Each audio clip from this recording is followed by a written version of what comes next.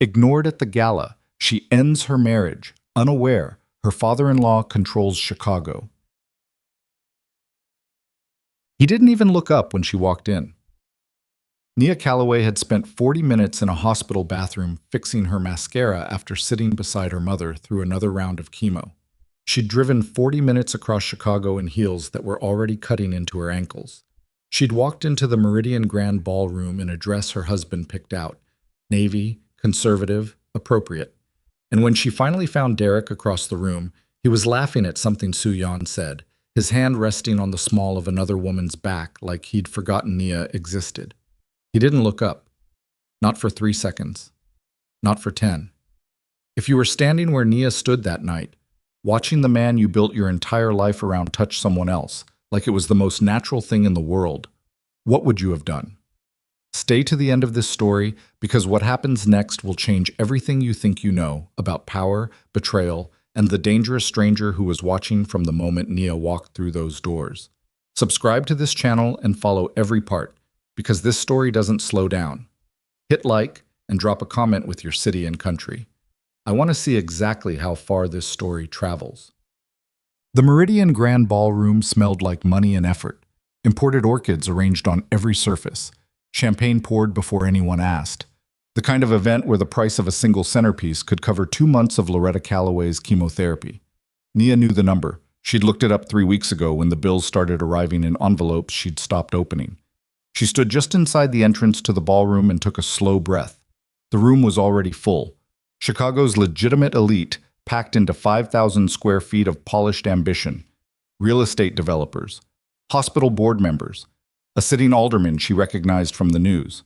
The Hargrove Foundation's annual gala drew everyone in this city who needed to be seen by everyone else. Nia had been to 4 of these. She had never once felt like she belonged at any of them. Derek had insisted she come tonight, insisted in the particular way he had. Not a request, not a demand, but a statement delivered with just enough edge to communicate that her absence would reflect poorly on him. It matters for the partnership bid, Nia. Hargrove's people want to see families. Show up looking like we have our lives together. She'd been sitting beside her mother when he texted that. Loretta had reached over and patted Nia's hand without saying a word, because Loretta Calloway had been watching her daughter's marriage from the outside for 2 years and understood things she hadn't been invited to say out loud yet. Nia found Derek 17 minutes after arriving. He was standing near the far end of the bar with a woman Nia recognized, Soo-yeon Park, early 30s, the kind of composed elegance that didn't require visible effort. Soo-yeon wore white. Of course she wore white. She had one hand curled around a champagne flute and the other resting lightly on Derek's forearm while she spoke. And Derek was leaning toward her with his full attention in a way Nia hadn't experienced in longer than she could accurately remember. Nia stopped walking. She counted to 5. Derek didn't look up. Soo-yeon said something and Derek laughed. A real laugh, the kind that started in his chest. And Nia felt something cold move through her that had nothing to do with the air conditioning. It wasn't fury. It wasn't even heartbreak, not exactly. It was the specific, terrible clarity of recognizing something you'd been pretending not to see for months. She turned and walked toward the far side of the room. A server offered her a glass of champagne, and she took it because her hands needed something to do. She stood near one of the tall windows overlooking the Chicago River and watched the lights on the water and tried to decide how long she was required to stay. Her phone buzzed. Her sister Keisha's name. Mom asked for you, said she's fine, but she's asking. Nia typed back immediately. On my way in an hour. Tell her I'll bring the soup from Uchenna's place. She slipped her phone back into her clutch and turned around. Derek was still at the bar. Soo-yeon was still touching his arm. Nia took one drink from the champagne glass, set it on a passing tray, and went to find her coat. She was moving through the corridor outside the ballroom, heels silent on the carpet, when she heard Derek's voice behind her. Nia. Hey. Not urgent, not concerned, the tone of a man managing a situation. Where are you going? She stopped walking but didn't turn around immediately. She took 2 seconds. She needed those 2 seconds. My mother asked for me. Your mother has a nurse. She turned around then. Derek Calloway was handsome in the way of men who'd always been told so. Good jaw, good shoulders, the kind of presence that read well in photographs. He was 41 and looked it in a way he'd started resenting. He was looking at Nia now with an expression that was trying to be concerned and landing closer to inconvenience. She also has a daughter, Nia said. She asked for the daughter. We've been here 40 minutes. I know how long we've been here. Hargrove's board chair's in that room right now, Nia. The partnership, I know about the partnership, Derek. He exhaled through his nose. That exhale. She'd cataloged that exhale over 6 years of marriage, what it meant when it came, what it was asking her to absorb and set aside. Can you just give me 2 more hours? She looked at him, really looked, at the slight tension in his jaw, the way his eyes kept sliding past her shoulder toward the ballroom doors, the careful arrangement of his concern that was actually about optics and always had been. Who is Su-Yan? Nia asked. Something moved across his face, too fast to name. She's a business contact. She had her hand on your arm for 10 minutes. She's demonstrative. It's a cultural... He stopped himself. Nia, this is not the time. You're right, Nia said. It isn't. She turned and kept walking. Nia. The elevator at the end of the corridor opened. She stepped inside. The doors almost closed before Derek's hand caught them. He stepped into the elevator, and for a moment they stood across from each other in the small, bright space. And Nia thought about every version of this conversation she'd rehearsed in her head for the last 8 months. Everything she'd wanted to say, everything she'd decided wasn't worth saying, everything she'd told herself would change if she just waited a little longer, tried a little harder, needed a little less. I'm not doing this here, she said. You're the one walking out. I'm going to see my mother. You could have seen your mother tomorrow morning. You chose tonight because she has cancer, Derek. Her voice stayed flat. She was proud of that. She has cancer, and she asked for me, and you texted me to come here while I was sitting in a chemotherapy waiting room, and I came. I fixed my face in a parking garage, and I drove across the city, and I came. So don't explain to me what I chose. He was quiet. The elevator opened on the lobby level. Nia walked out. She was nearly at the main entrance when she heard his footsteps stop and realized he wasn't following anymore. She didn't look back. The automatic doors slid open, and cold Chicago air hit her face, and she stood under the awning of the Meridian Grand and breathed. She was looking for a rideshare on her phone, hands slightly unsteady, the adrenaline of the corridor still working through her system, when she heard footsteps on the marble behind her. Excuse me. The voice was quiet, not the volume of someone trying to get attention, the volume of someone who had never needed to try. Nia turned. The man standing a few feet away was Korean, somewhere in his mid-50s, with silver threading through black hair and the kind of stillness that didn't look practiced. He wore a charcoal suit that said nothing and communicated everything. Behind him, far enough back to be invisible to anyone not paying attention, stood 2 men who were paying attention to everything. I apologize for the interruption, he said. His English was precise, accent present, but not heavy. I believe you may be Mrs. Calloway. Nia's phone stopped being relevant. I am. He nodded slightly. Not a bow, just acknowledgement. My name is Kwon Tai-jin. I am Su-Yeon's father. He paused. I was inside earlier, and I saw you with your husband. I want you to know that I did not plan to speak with you tonight, but then I saw you leave, and I found I could not simply... He stopped, chose a different word. I have information that I believe you have a right to hear. Nia stared at him. Kwon Tai-jin, chairman of Kwon Pacific Holdings, had been described in exactly 2 Chicago Tribune business profiles she'd read years ago at Derek's request. Both profiles careful and admiring and so deliberately surface level that they now struck her, standing here in the cold outside the Meridian Grand, as almost comical. Respected Korean business leader, philanthropist, champion of cross-cultural commerce. She'd never met him. Derek had mentioned his name 3 times in the last year, each time briefly, each time with the particular casualness men use when they're trying to make something sound smaller than it is. What kind of information? She asked. The kind, Kwon Tai-jin said, that you should have been given before you signed your name to a joint asset declaration in February. The night air felt different. Nia's phone was still in her hand. She didn't look at it. There is a coffee place 1 block east, Tai-jin said. I will not take more than 10 minutes of your time. You may leave whenever you wish. He paused again. You should know that I am saying this knowing that Su-Yan will be angry with me for it. She is my daughter. I love her. But she is not without fault in this, and neither is your husband, and you are the only person in this situation who has done nothing to deserve what has been done to her." Nia heard that last sentence. Done to her, not happened to her. Done. Past tense. Deliberate. 10 minutes, she said. They walked east. The coffee place was small and slightly too warm and smelled like cardamom. Taejin chose a corner table. His two men stayed outside. A woman behind the counter started to greet him and then seemed to decide against it, which told Nia something. He ordered tea. She ordered nothing.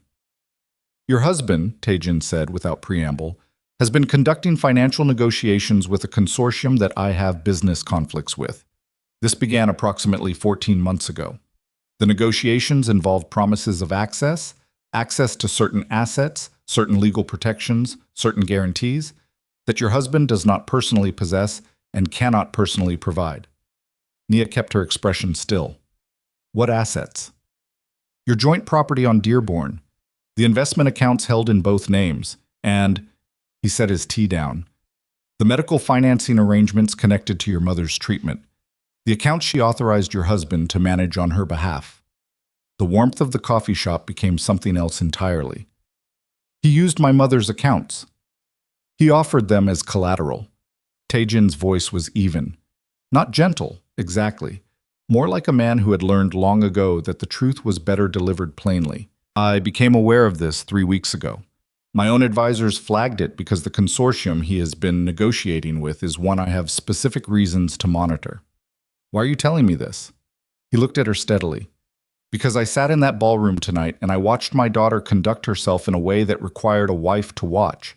And I watched your husband allow it. And then I watched you walk out of that room and I thought," he paused, "I thought that if someone had told my wife certain things before she signed certain documents, her last years would have looked different." Nia sat very still. "Your wife," she said. "She died 11 years ago. Cancer." He lifted his tea. "I am not telling you this for sympathy. I am telling you so that you understand I am not speaking to you as a business adversary or a stranger with ulterior motives. I am speaking to you as someone who recognizes what I saw in that ballroom." "What did you see?" "A woman who had already decided something," he said, "but hadn't yet given herself permission to act on it." The cardamom smell drifted between them. Nia thought about the parking garage, the mascara, the 40-minute drive in the wrong shoes, the elevator. Derek's face in the elevator. Not guilty, not afraid, not even particularly sorry. Just managing. Just calculating the minimum required to keep things in place. She thought about her mother's medical accounts. "The documents he signed," she said, "do they constitute fraud?" "That is a question for your attorney." Taejin's mouth curved slightly. Not a smile exactly. "But if you do not currently have one, I know several who are very good and who could be available tomorrow morning." Nia looked at him across the small table. She was 31 years old and she had spent the last 3 of them shrinking. Her ambitions, her opinions, her grief, her presence, until she fit inside the shape of a life Derek had decided was appropriate for a wife of a man on his way up. She had deferred the law degree she'd gotten into Northwestern for. She had stopped mentioning her mother's illness at Derek's work events because he'd told her once, carefully, that it made the atmosphere heavy. She had fixed her makeup in parking garages so no one would see her cry. And tonight, her mother had asked for her, and she had come, and Derek had looked at her in that elevator with the eyes of a man doing math. "Why did you say I shouldn't go home?" she asked. Because he'd said it, quietly, before they walked to the coffee shop. She hadn't addressed it until now. Taejin was quiet for a moment. "Because the people your husband has been working with know your name now," he said, "and they are not careful with information. And your husband does not yet know what I have told you tonight, which means that in the next 24 hours when he realizes what I've done, things in your home may become unpredictable." Nia absorbed this. "Are you offering me protection?" "I'm offering you a roof," he said, "for one night. My estate has more security than your current situation warrants, and considerably more than the situation you're about to create by confronting your husband with what you now know." He folded his hands on the table. "After that, everything is your decision." She looked at him for a long moment. Kwon Tae-jin did not look away.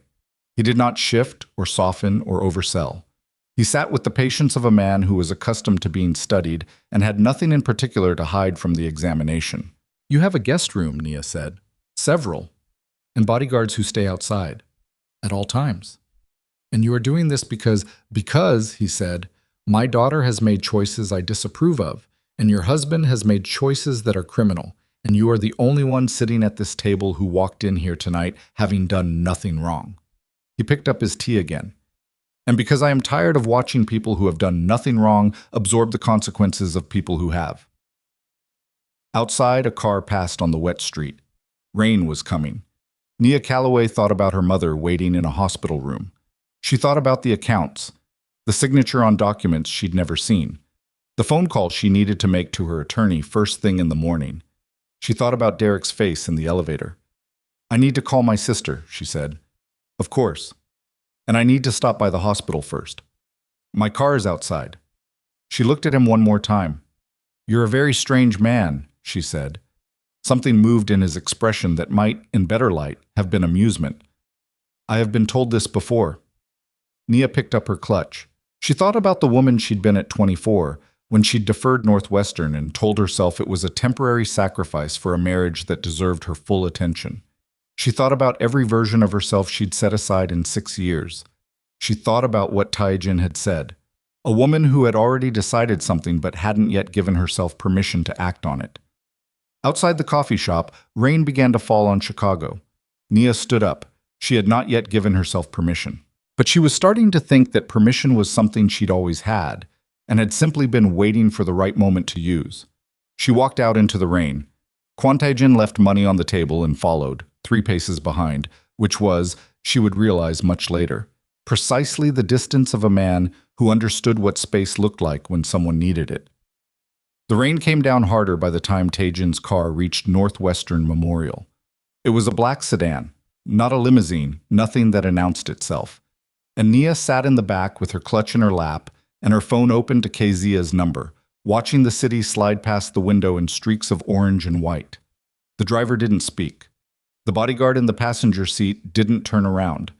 Tae-jin sat beside her with 18 inches of space between them and looked out his own window, and the silence was the kind that didn't ask anything of her, which was the first silence she'd been given all night that felt that way. She pressed call. Kezia picked up on the second ring. "Where are you?" "On my way. 10 minutes. Mom's been asking. She won't eat the hospital food, and she keeps saying the nurse smells like eucalyptus. Despite everything, the corridor, the elevator, the coffee shop, the accounts, Nia almost laughed. "Tell her I'm bringing Uchenna's soup. It's almost 11. Uchenna stays open late on Fridays. I'll call ahead." A pause on the line. Kezia had a specific silence she used when she was holding something back, and Nia had learned it the same way she'd learned every inflection of everyone she loved, through years of paying close attention. "You okay?" Kezia asked. "No," Nia said, "but I will be. I'll explain when I get there." She hung up. Tae-jin said nothing. I was still looking out his window. "You don't have to come inside," Nia said. "I wasn't planning to." He glanced at her briefly. "I'll wait." She looked at him. "You don't need to wait. I can get a ride share from the hospital." "You could," he said, "but you won't need to." She didn't argue. She was too tired to argue and too wired to be tired in any useful way, and somewhere underneath both of those things was a third thing she hadn't named yet. A cold, settling anger that had been building since she'd stood at that ballroom window and watched Derek's hand find the small of Soo-yeon's back like it had practice. The car stopped outside the hospital entrance. Nia got out. The rain hit her immediately. She walked through the automatic doors without looking back, and the warmth of the hospital lobby wrapped around her like something she hadn't earned. Loretta Calloway was in room 412, sitting up in bed with the television muted and her reading glasses pushed up on her forehead, which meant she'd been trying to sleep and hadn't managed it. She was 63 and the treatments had taken weight from her face, but her eyes were the same eyes they'd always been.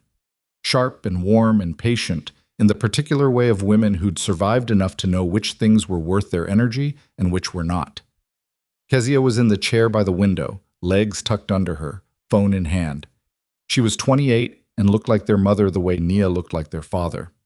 Kezia had their mother's face, and Nia had their father's stubbornness, which was a recurring family observation that everyone made and no one ever meant as a compliment.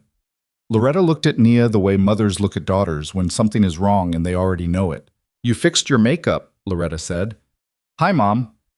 "In the car or in a bathroom somewhere." "Mom, your mascara's slightly uneven under the left eye. Only place you can never quite get it right when you're rushing." Loretta opened her arms. Nia crossed the room and sat on the edge of the bed and let herself be held for approximately 30 seconds, which was exactly how long it took for the first 24 hours of held tension to start releasing. And she was not going to cry. She was absolutely not going to cry in a hospital room at 11 on a Friday night, and she pressed her face briefly into her mother's shoulder and breathed. "That bad?" Loretta said. Not a question. "Not here." Nia pulled back and straightened. "I brought soup. It's in the bag." "From Uchenna's?" "Yes." Loretta looked past Nia toward Kezia. "I told you she'd bring the soup." "You told me she'd bring flowers," Kezia said. "I told you both. Different conversations." Loretta accepted the soup container and peeled back the lid, and the smell of pepper broth filled the hospital room, and for a moment everything was ordinary, and Nia sat there inside the ordinariness and held it with both hands. She stayed 40 minutes. She told her mother she'd had a difficult night and that she'd explain everything when she'd had a chance to think it through. She told her mother she was going to stay with she paused, a contact, someone with a secure place. Her mother looked at her with those same sharp eyes and didn't ask the question she was clearly developing, which was its own kind of grace. Kezia walked her out to the corridor. "What's going on?" Kezia said. "Derek's been using Mom's accounts." Nia kept her voice low. "The ones she authorized him to manage. I used them as collateral without telling her or me." Kezia went very still. She had a different kind of stillness than their mother. Less patient, more coiled. "For what?" "I don't have the full picture yet. I found out tonight." "From who?" Nia looked at her sister. "That's the complicated part." "Nia, I'll call you in the morning. Don't tell Mom yet. Let her sleep." Kezia grabbed her arm before she could turn. "Where are you staying?" "Somewhere safe. Kezia, I promise. I will call you in the morning and explain everything." "You're scaring me." "I know." Nia covered her sister's hand with her own. "But I'm not scared. That's the part I need you to trust right now." Kezia studied her for a long moment. Kezia had always been the one who looked for exits in every room, who needed to understand the full plan before committing to any part of it. She got that from their father, too. The stubbornness running different in different bodies. "Morning," Kezia said finally. "Morning." Nia walked back through the lobby and out through the automatic doors. The black sedan was exactly where it had been. She got in without speaking. Taejin was on a phone call, speaking Korean, voice quiet and clipped, and he ended it when she closed the door and didn't explain the call, and she didn't ask. The car pulled away from the hospital and moved through the wet Chicago streets, and Nia sat with her clutch in her lap again and started making a list in her head of every document she'd signed in the last 2 years that she'd trusted Derek to explain adequately. It was a long list. The Quan estate was on the North Shore, 40 minutes from the hospital, set back from the lakefront behind a perimeter wall that managed to suggest security without looking like a fortress. The gate opened before the car reached it. The driveway curved through grounds she could barely see in the dark and rain. Inside, the house was warm and not what she'd expected. She'd expected a certain kind of wealth, the curated, impersonal kind where everything is expensive and nothing is lived in. Instead, the entrance hall had a worn silk runner on the floor and bookshelves built into the walls that held actual books with actual broken spines. A jacket was draped over the back of a chair near the stairs like someone had just come in and forgotten it. A bowl of persimmons sat on a side table. A man appeared from a corridor, late 40s, compact build, watchful face. He wore no jacket and his sleeves were rolled to the elbows. "Mrs. Calloway," Taejin said. "This is Seo Min-jae. He manages the household and most things I would otherwise forget to manage myself." Min-jae inclined his head. "We've prepared the East Room. There's tea and food if you want it." He glanced at Taejin briefly. Soo-yeon called. Something shifted in the air. "I know," Taejin said. "She called 3 times." "I know, Min-jae." Min-jae said nothing further. He showed Nia upstairs without commentary, to a room that had a window overlooking dark water, and a bed with a quilt that had clearly been used before. There were books on the nightstand and a lamp with warm light and a clean set of clothes laid out. Practical clothes, the right size, which told her this house was accustomed to guests who arrived without luggage. She did not sleep for a long time. She lay on top of the quilt, still in her gala dress, and stared at the ceiling and ran numbers in her head. The Dearborn property, the investment accounts, her mother's medical financing arrangements, which Loretta had handed over to Derek 18 months ago with the exhausted trust of a sick woman who needed one less thing to manage. Nia thought about the signature on the joint asset declaration. February. She remembered signing it because Derek had presented it as routine, a refinancing update, he'd said, something the accountant needed. She'd signed without reading past the first page. The anger was different now, not the hot, immediate kind from the ballroom. This was geological, the kind that settles into sediment, that becomes part of the ground you stand on. She was asleep by 3. She was awake by 7, sitting at the window with her phone and a legal pad she'd found in the desk drawer, making notes. At 7:45, Derek called. She stared at his name on the screen for 4 rings. Then she answered. "Where are you?" His voice was tight. Not worried. She could hear the difference by now. Tight the way he got when something wasn't going his way. "I'm safe," she said. "Nia, where are you? I need you to come home." "Why?" A pause. "Because you're my wife." "Tell me about the Dearborn property," she said. Silence. Not the pause of a man deciding how to answer. The silence of a man recalibrating, which was its own answer. "Where did you—" "And my mother's accounts," Nia said. "The ones she authorized you to manage. Nia, listen to me. Whatever you've been told, you need to understand that there's context." "Derek." Her voice was flat, completely flat. "I'm going to need you to not start a sentence with whatever you've been told. You can have context. I want to hear context. But if the first thing you say is that my source is wrong, I will hang up this phone and you will spend the next week talking to my attorney." Another silence. "Who have you been talking to?" he said. "That's not the context I asked for." "Nia." His voice changed, tighter, lower, with an edge under it that she'd only heard a handful of times in 6 years, and that had always made her pull back before. She noticed, sitting at the window in the Quan estate in her wrinkled navy dress, that it didn't make her pull back now. "I need you to come home right now. I'm serious. You don't understand what you're in the middle of." "You're right," she said. "I don't understand it completely yet. That's why I'm going to spend today talking to an attorney. Don't—" He caught himself. She heard him breathe. "Don't do that yet, please. Give me 24 hours. "Give you 24 hours to do what?"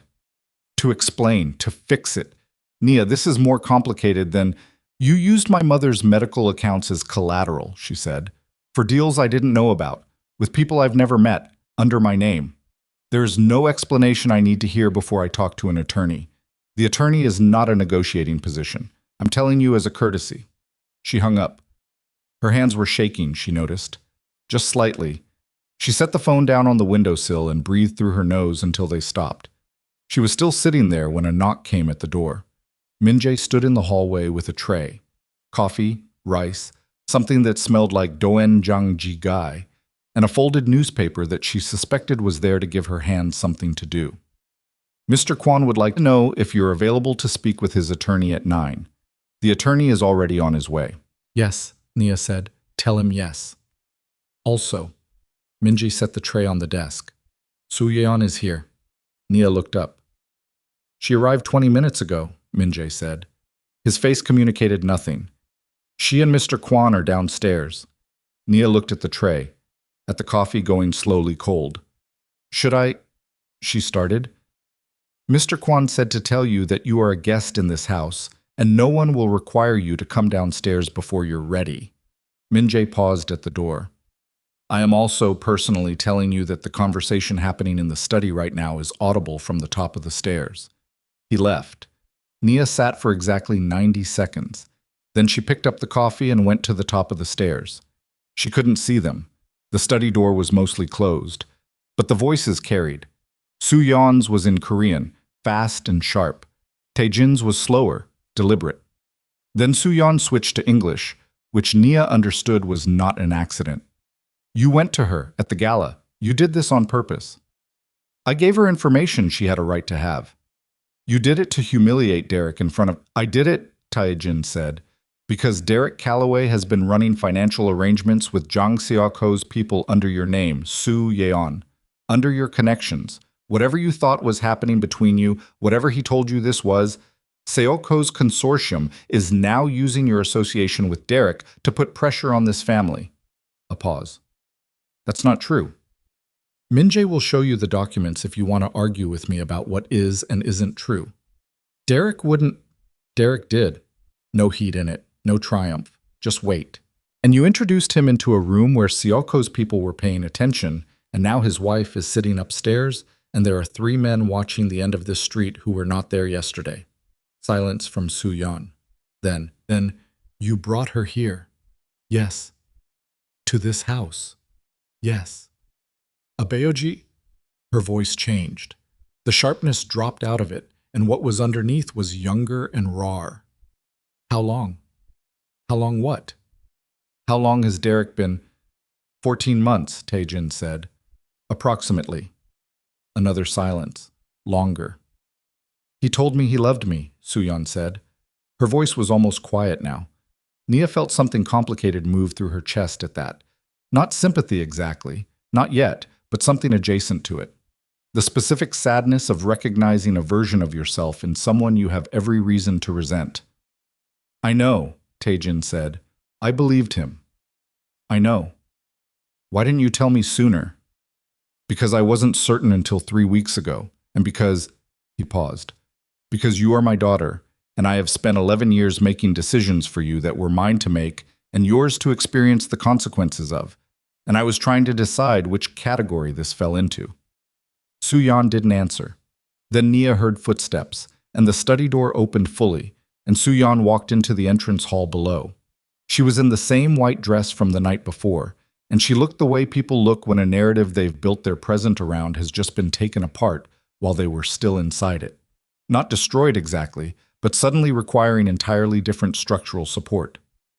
She looked up. She saw Nia at the top of the stairs. They looked at each other. Nia did not move or speak. She had nothing to offer that wasn't inadequate, and she was self-aware enough to know that an inadequate gesture right now would be worse than silence. Soo-yeon looked at her for a long moment. I'm sorry, she said finally. Her voice was careful, deliberate. I want you to know that I didn't know about your mother's accounts. I know, Nia said. Soo-yeon nodded. Then she walked to the front door and left without looking back. The house was very quiet. Taejin appeared in the study doorway below, coffee cup in hand, and looked up at Nia.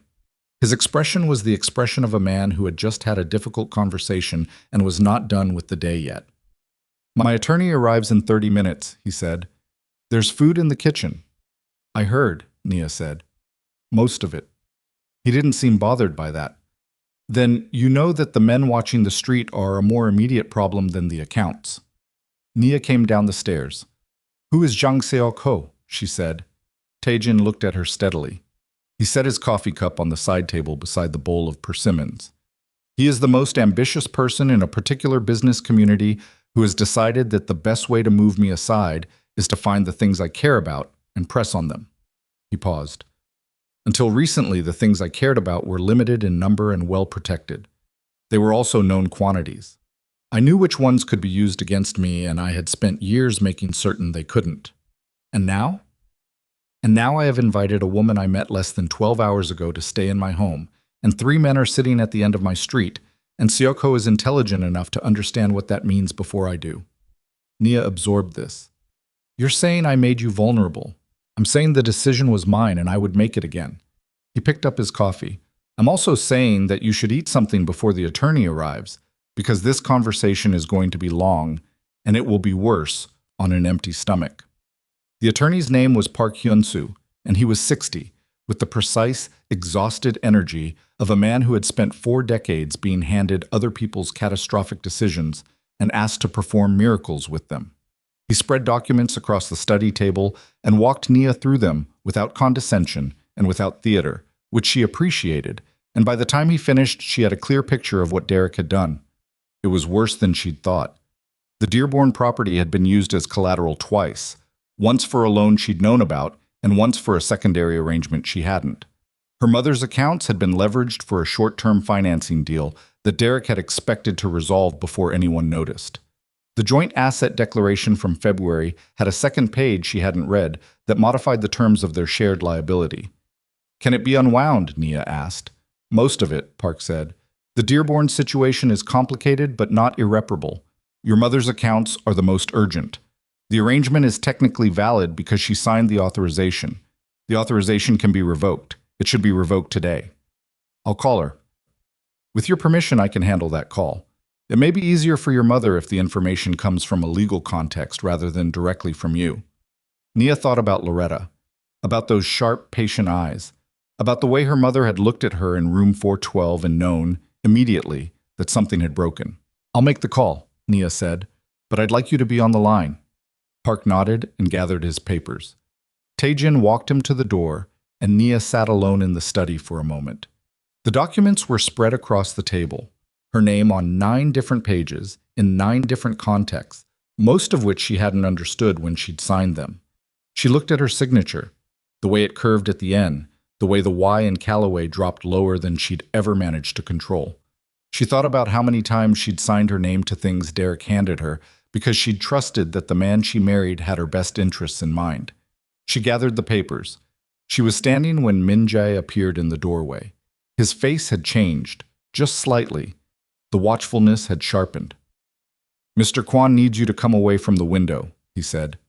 Nia looked. She hadn't been near the window. "The east-facing window," Min Jae said.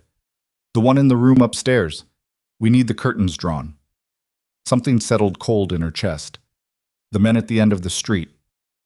"One of them took photographs of the estate at 6 this morning," Min Jae said. "We have the images from our perimeter cameras. One of the men is connected to Seoko's logistics operation. They know I'm here. They know a car that left the Meridian Grand last night came here," Min Jae said. "Whether they know who was in it is a different question, but Mr. Kwan believes we should operate as though the answer is yes." Nia stood with the papers in her hands. 14 hours ago, she had been standing in a hospital parking garage fixing her mascara. "What does Mr. Kwan suggest?" she said. Min Jae's expression shifted slightly. Not quite respect. Something proximate. "Mr. Kwan suggests nothing. He said to tell you the situation and ask what you want to do." She looked at him. "He said that," she confirmed. "Those were his words," Min Jae said. "He was very specific about the phrasing." Nia set the documents down on the study table. She was not going to run. She understood that about herself clearly enough by now. She'd spent 6 years making herself smaller inside a marriage that required it, and the version of herself that had walked out of that ballroom last night was not a woman who ran.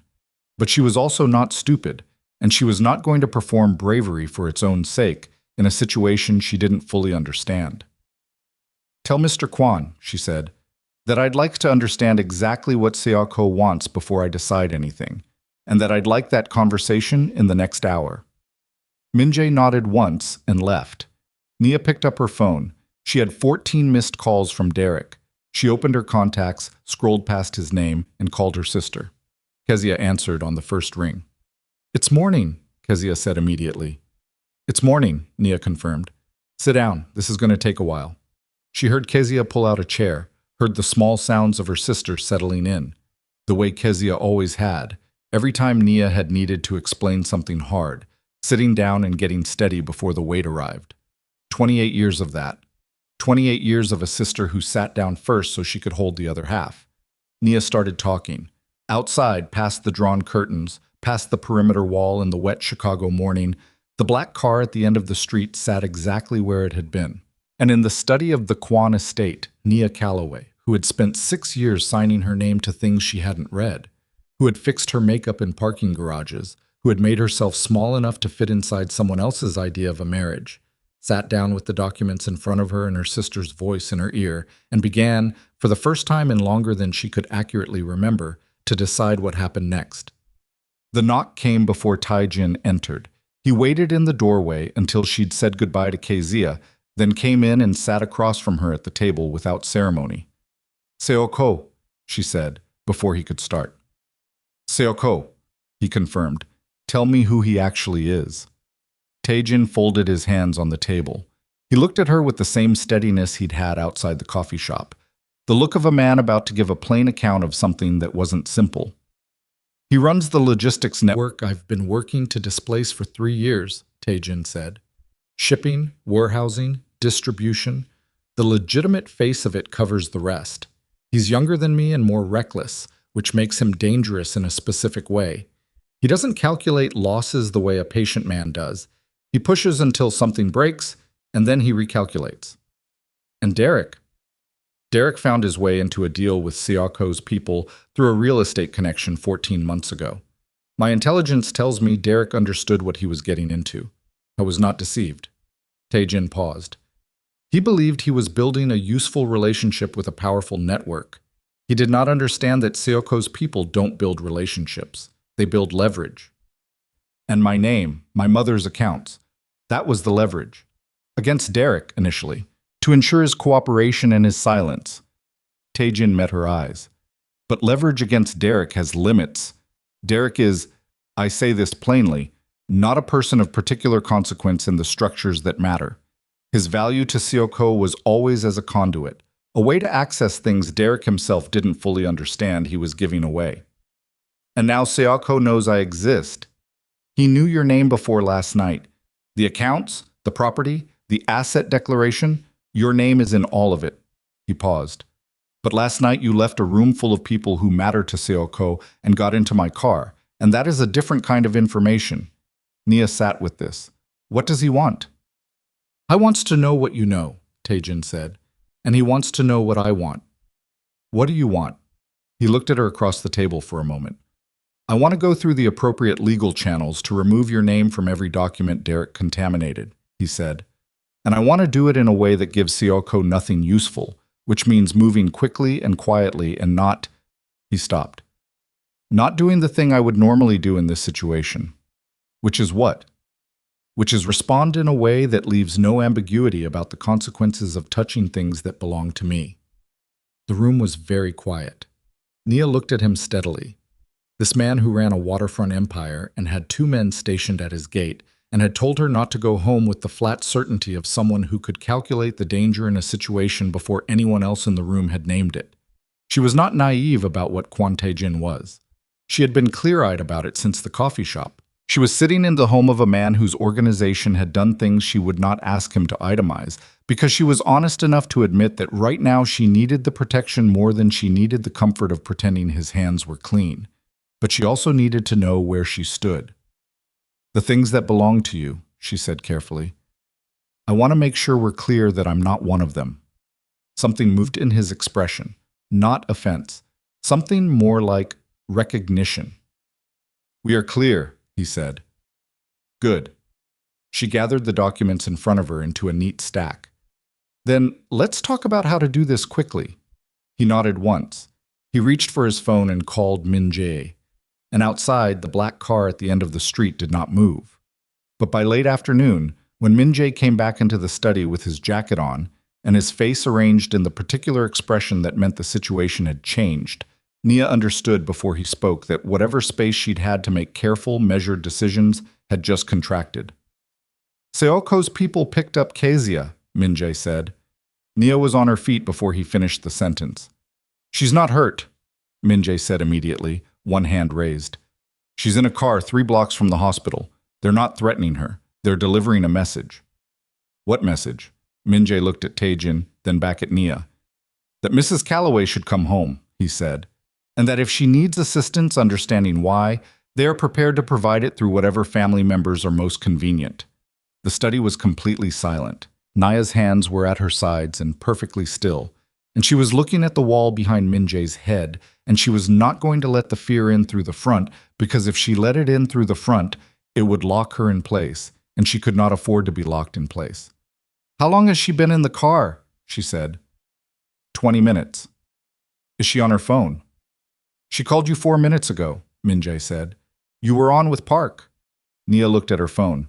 Missed call, Kezia. 4 minutes ago. She looked at Taejin. He was already looking at her.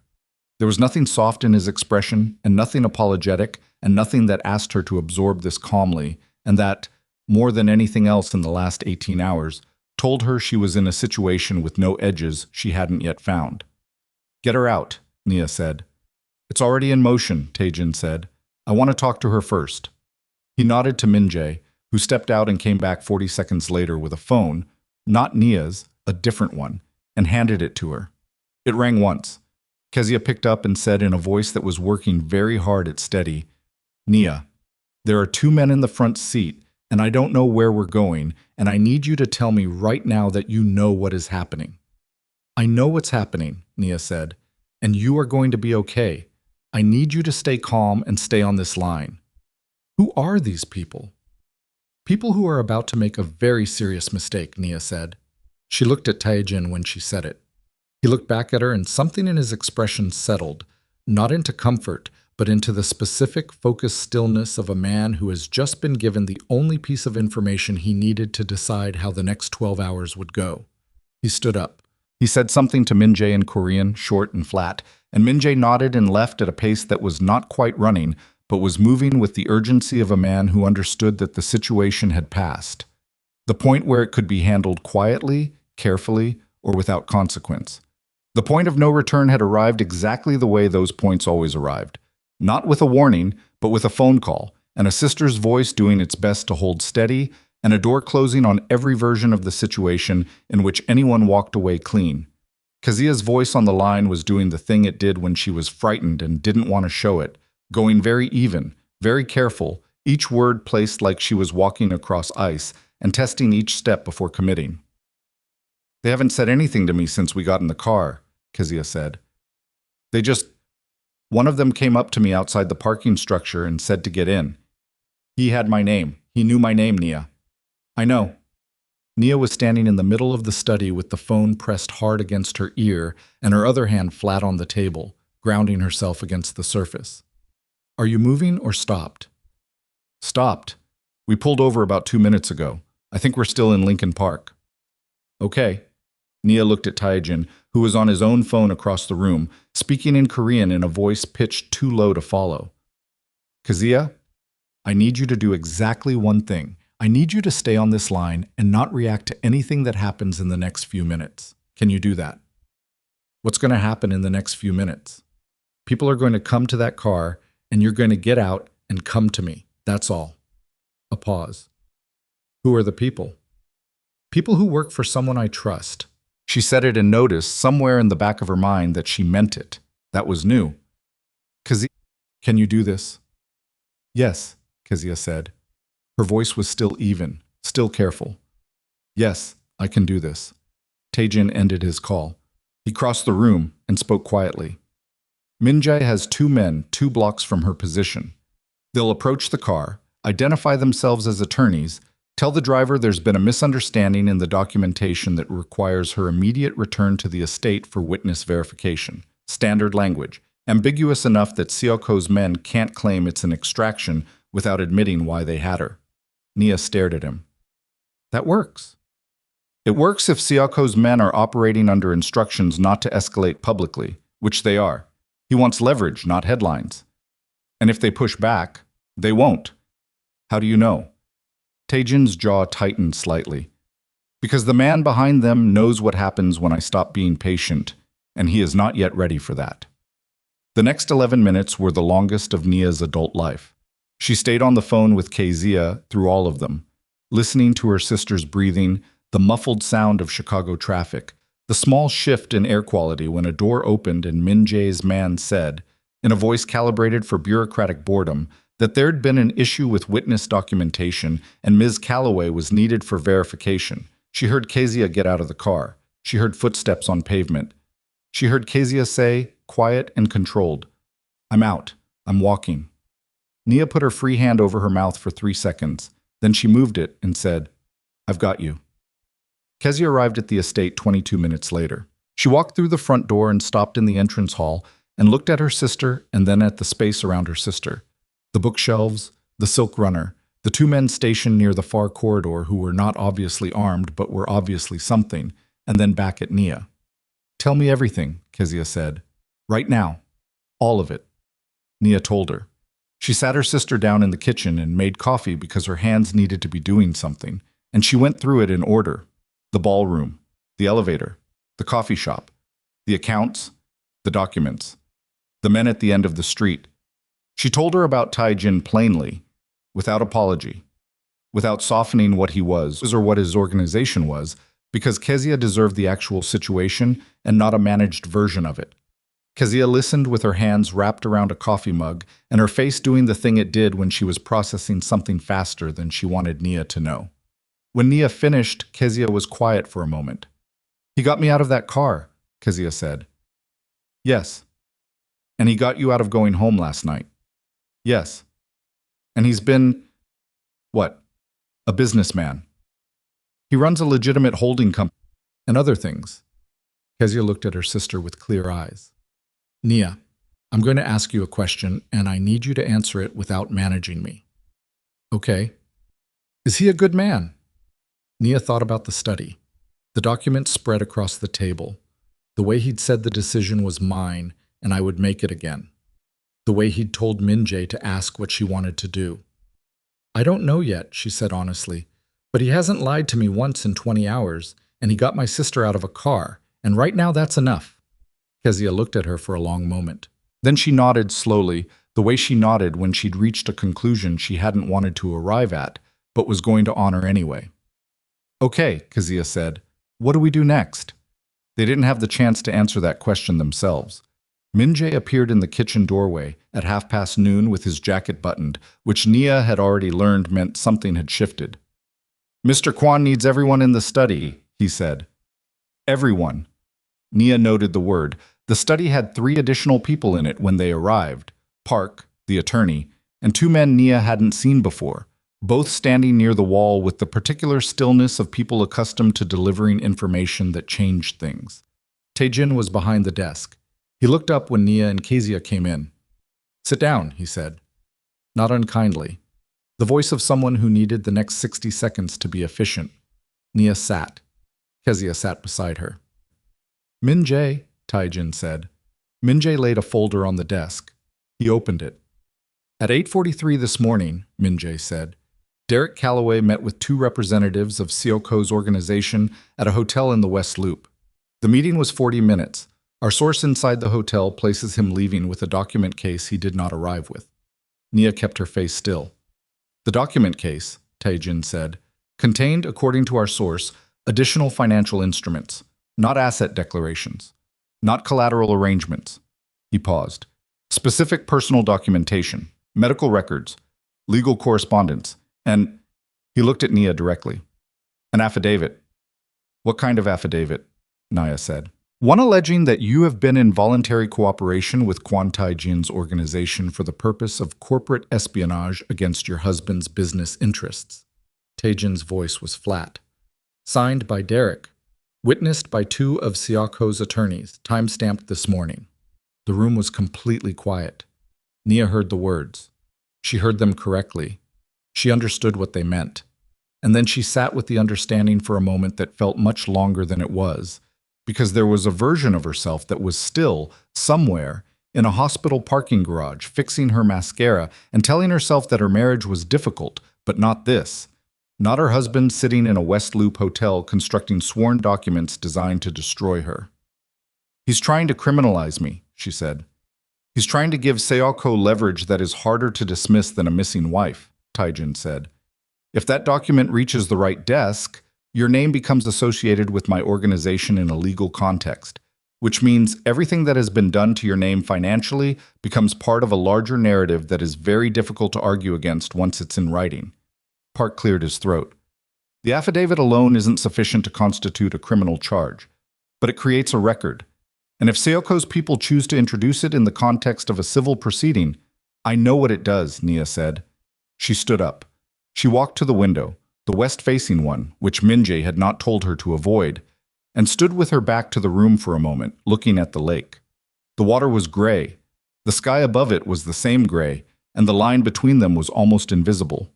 Derek had been in a hotel this morning building a legal case against her, while she was on the phone with Park, while she was making coffee for her sister, while she was trying to hold enough of the situation in her head to make the next decision carefully.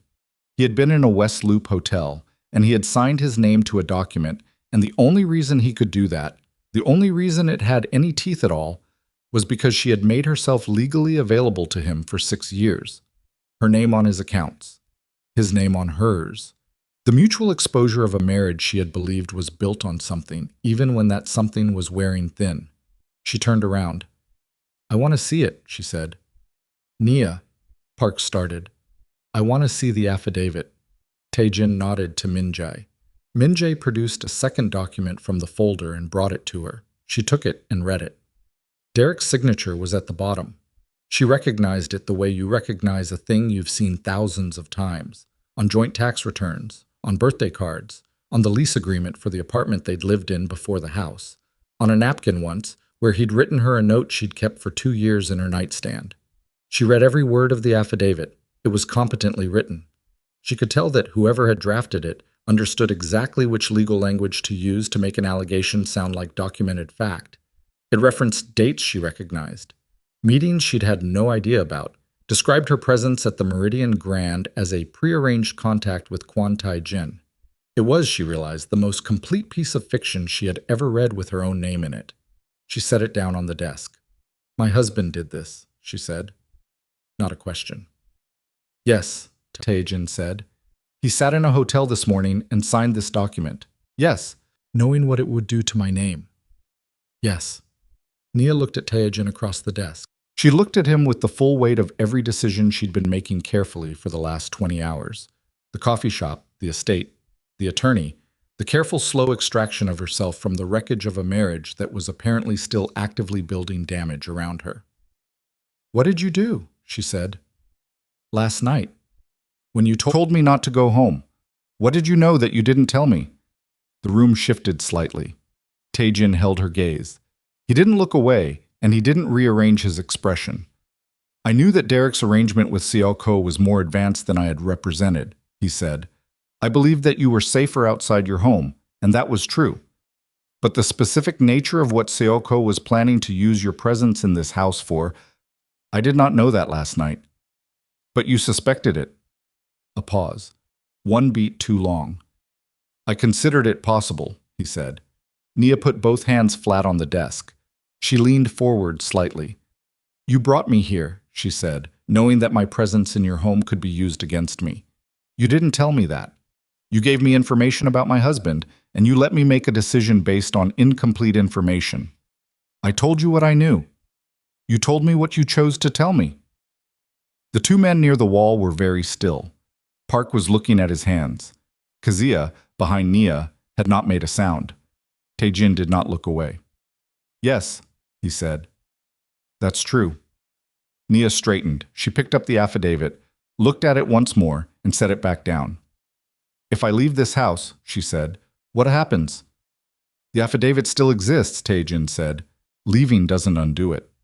If I stay, Seok-ho has confirmation that you and I are connected, which he already suspects. Your staying or leaving changes the symbolism. It doesn't change the legal document. So I'm in this regardless." "You were in this from the moment Derek signed his name this morning," Tae-jin said. "I'm sorry. That's the honest answer." Nia looked at him.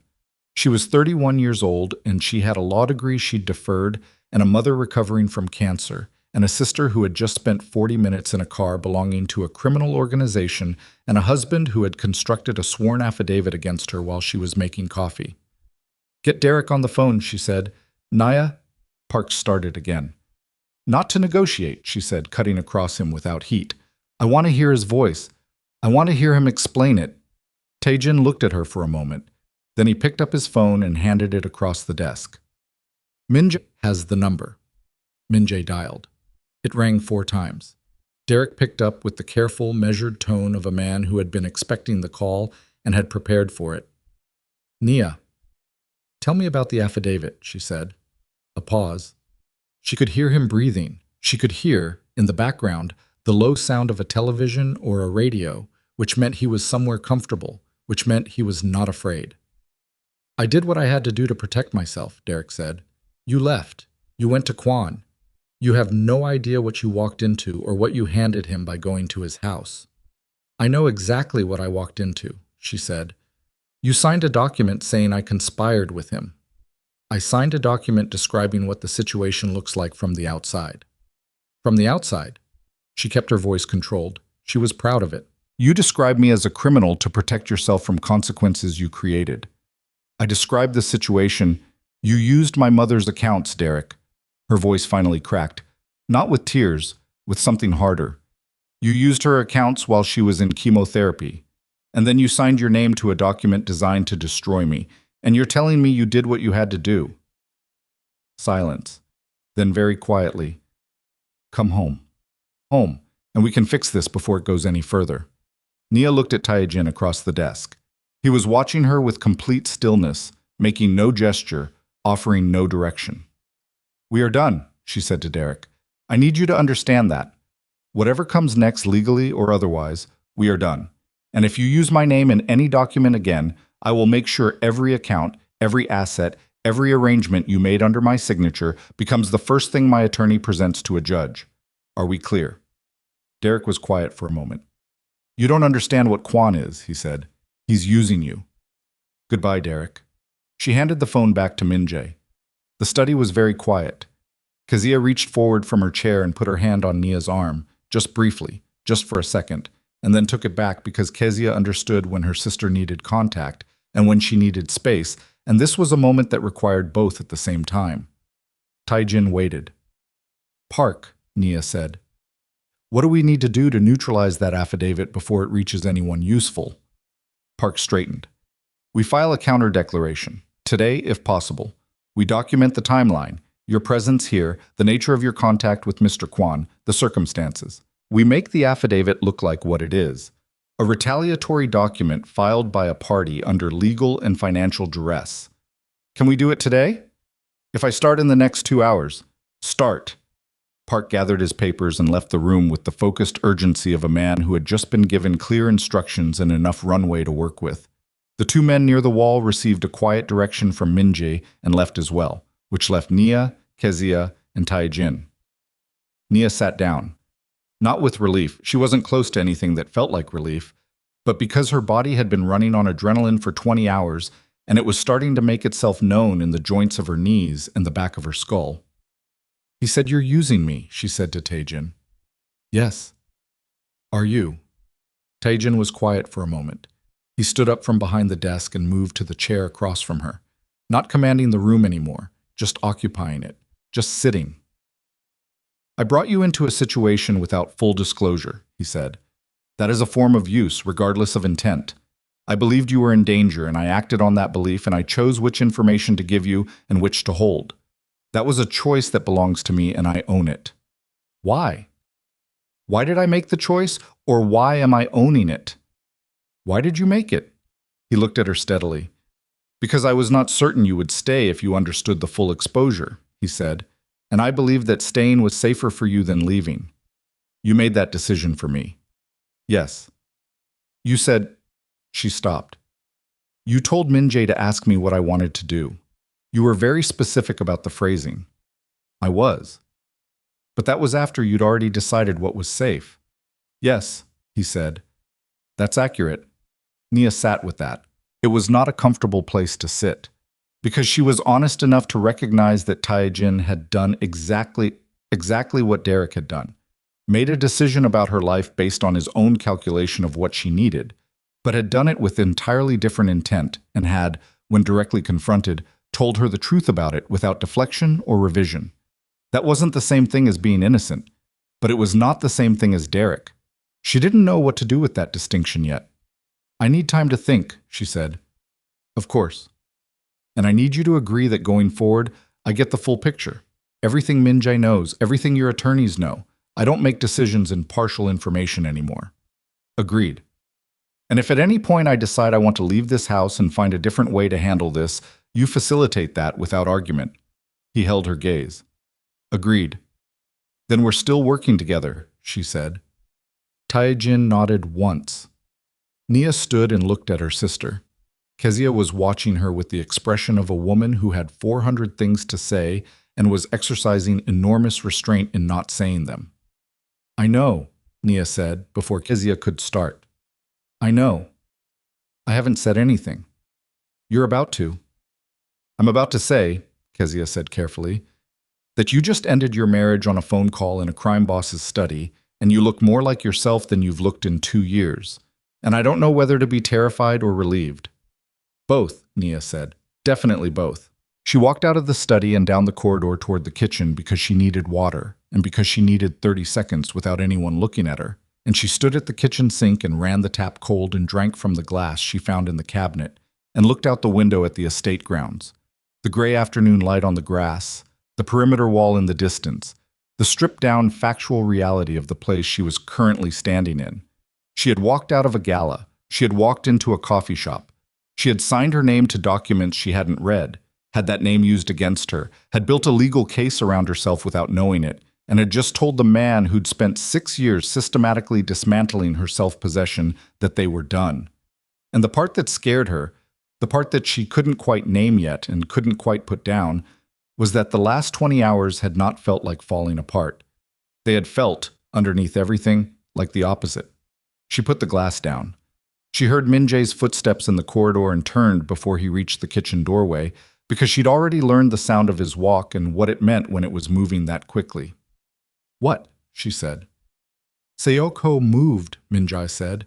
"He filed the affidavit, not with a judge, with 3 journalists and 1 city official. It went out 40 minutes ago." Nia absorbed this. "It's public." "Not yet, but it will be in the morning if we don't get ahead of it." She looked at him. "You said 40 minutes ago." "Yes." "While we were in the study?" "Yes." "Why didn't you tell us immediately?" Minjae's expression was the expression of a man delivering information he's already thought through 3 steps ahead of her. "Because Mr. Kwan wanted 10 minutes to verify the distribution list before bringing it to you. He did not want to create additional urgency based on incomplete intelligence." Nia turned and walked back toward the study. Taejin was already on the phone when she entered. He looked up, met her eyes, and held up 2 fingers. 2 minutes. She waited, standing, and watched him work. The Korean was fast and clipped, and she couldn't follow it, but she could read the room. And the room told her that he was 3 steps into a response he'd started building before Minjae had reached the kitchen. He ended the call. "I know," Nia said.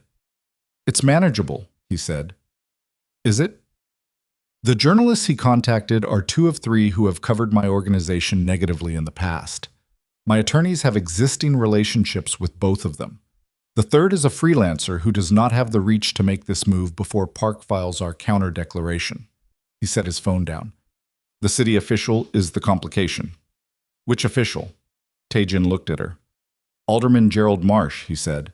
"3rd Ward." Something cold moved through Nia that she recognized immediately, because Gerald Marsh had been at the Meridian Grand last night. She had seen him. He was one of the faces she'd recognized from the news, standing near the bar with a drink in his hand and the comfortable authority of a man at home in expensive rooms. "He was at the gala," she said. "Yes."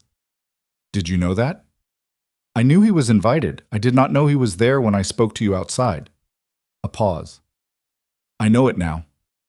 "Which means Sayoko had someone in that ballroom last night." "It means Sayoko has had Marsh in his pocket for longer than I realized," Taejin said. "And Marsh being at the gala means he may have seen you leave with me." Nia sat down. She thought about the room, the hundreds of faces, the polished ambition packed into 5,000 square feet. The moment she'd stood at the window overlooking the river, watching the lights on the water, entirely unaware of who was watching her. "How much does Marsh know?" she said. "That's the question we're working on right now," Taejin said. "And it's also the reason Sayoko moved faster than expected. Marsh gave him something last night that accelerated his timeline." "What something?" Taejin looked at her with the steadiness she was beginning to recognize as the look he gave things he didn't want to say but was going to say anyway. "He saw you crying," Taejin said. "Outside before you came under the awning. He saw a woman in a navy dress standing under the museum awning looking like someone whose life had just shifted. And he told Sayoko that when you left with me." Nia stared at him. She thought about the parking garage, the mascara, the small, meticulous reconstruction of a face before walking into a room full of people who were, it turned out, more complicated than she'd known. She had fixed her face in a parking garage, and walked into a room and been seen crying by a corrupt city official who had reported it to the most dangerous man in Chicago's shadow economy. She had thought no one was watching. Everyone had been watching. Marsh is going to use the affidavit, she said. He's going to try to use it to open a financial inquiry into Quan Maritime Holdings, Taijin said. He's been looking for a legitimate avenue for 2 years. The affidavit gives him one, if it holds. And Derek knew this. Taijin was quiet for a moment. Derek, he said carefully, may not have understood the full use Seoko intended when he signed. But yes, he knew it would reach Marsh. Nia looked at the surface of the desk, at the corner where the wood had a small imperfection, a knot in the grain, slightly darker than the rest. She looked at it for 3 seconds, then she looked up. I want to meet with Marsh, she said. Every person in the room who had any information about Gerald Marsh immediately looked at her with the same expression. Nia, Taijin said. Not to negotiate, she said, to be visible, to put my face in front of him in a context he's not expecting, before the affidavit circulates further and make the story harder to tell. She paused. He saw me crying under a museum awning. He reported a frightened woman. I want him to meet a different woman. Taijin studied her. That's, he said, and then stopped.